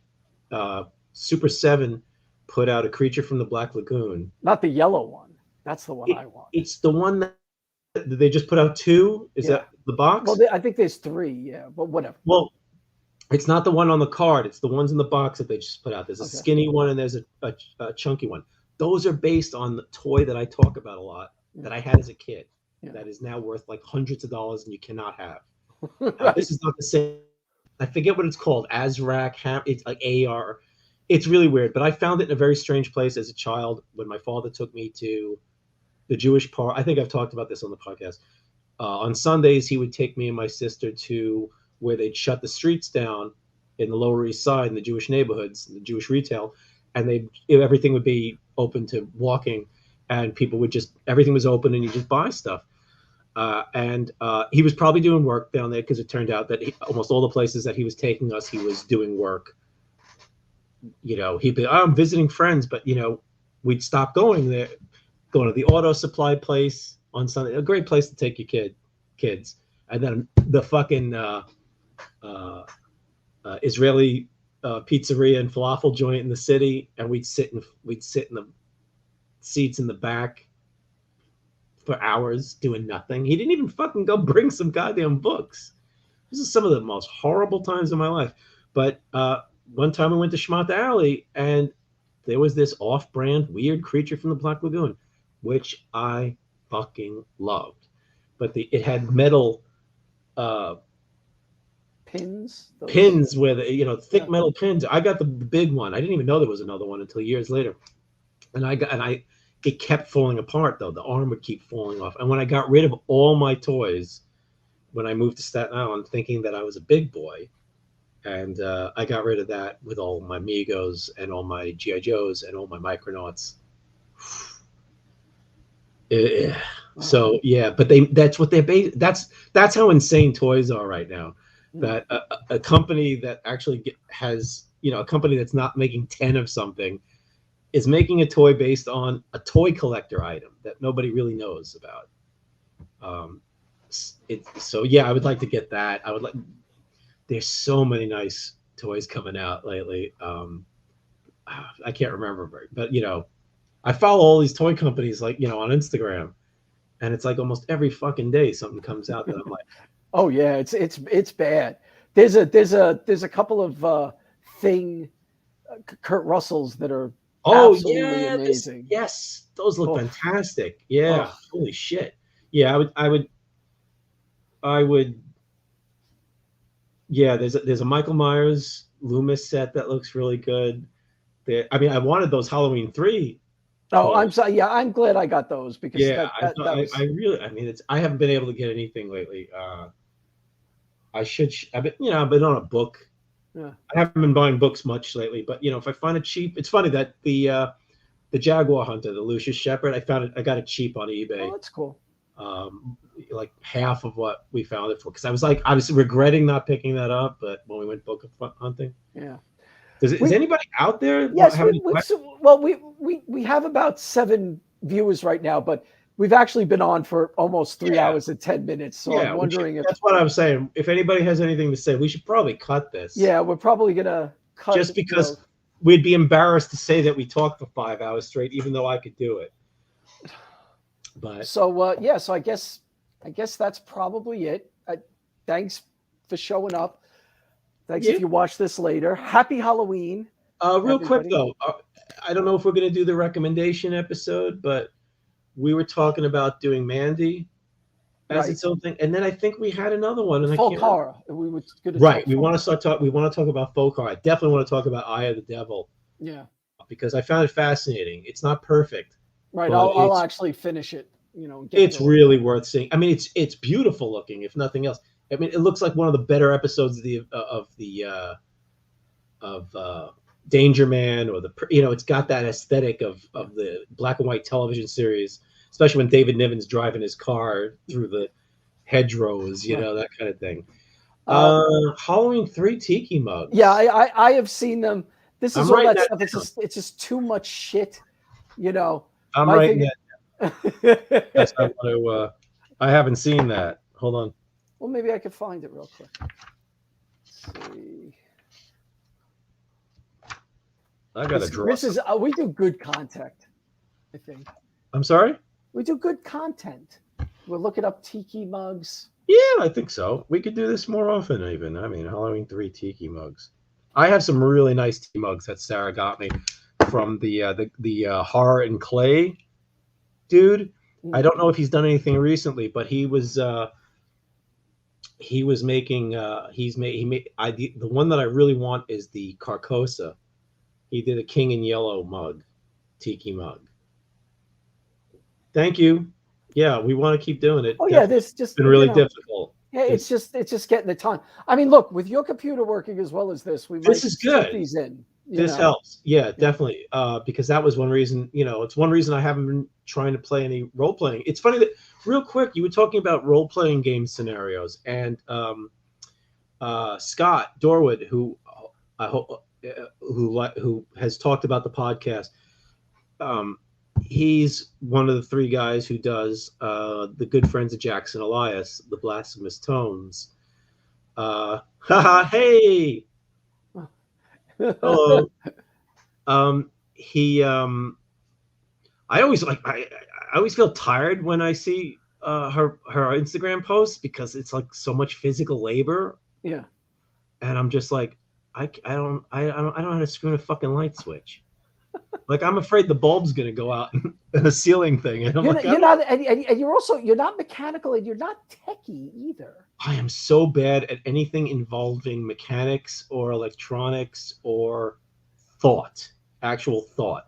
Putting several thought. I'm not good at deduction. I'm not good with directions. You and I are both bad at directions. What is it? Wait, what kind of directions? Like getting to? I have no sense of direction in map wise. I can't get in any place. Yeah, I'm terrible with that. No, it's astounding.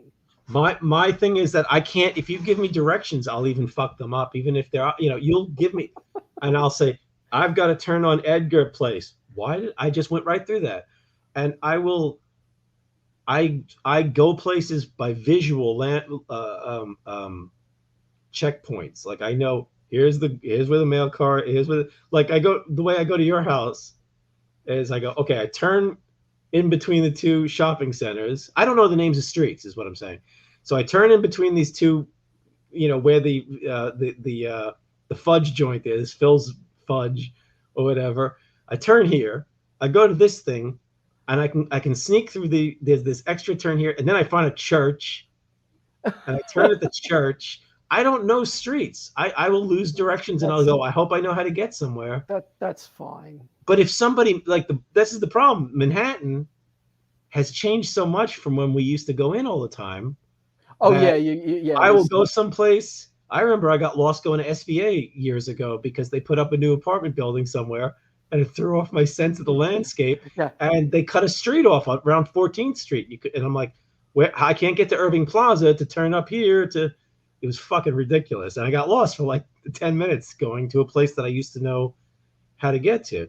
But the podcast, the good friends of Jackson Elias, those guys write RPG stuff for Chaosium and other places, and they're like at 200 and something episodes, and I really love their podcast, which is mostly horror gaming, but they will also do episodes devoted to books. They're talking about Robert E. Howard right now. In fact, they will pull apart a Lovecraft. They go through the Lovecraft stories, different creatures in the Lovecraft mythos, but also movies, topics about other things, TV shows and stuff. And then they will almost always go, how can we turn this into a game scenario? How can we use this for gaming? And it's really fascinating because it's watching three people, like you were talking about with the zombie thing, but more left of center. Because it is funny. I would almost love to do a documentary just interviewing people for shits and giggles about, okay, what's the zombie RPG you made up with your friends back in the day? Yeah, ours was, of course, Creatures Inc. It was me, Frank, Steve, Dave, and Matt. Right. The idea behind it was that we were looking for Bigfoot. And wait a minute. No, we had a whole backstory. We were looking. Wait a fucking minute. Where the hell did Bigfoot come into this? Well, I'll tell you. Did you ever find him? Yes, that's the point. We were looking for Bigfoot, and we got scared, and we accidentally killed him.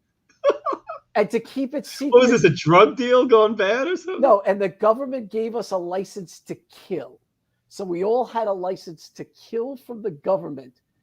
And then wait. Because you killed Bigfoot, they gave you a license to kill anything? Yeah, that's how it works, Evan. It's how it works. If you kill Bigfoot by accident, they give you a license. Did they give you a license to kill by accident? Like you were like,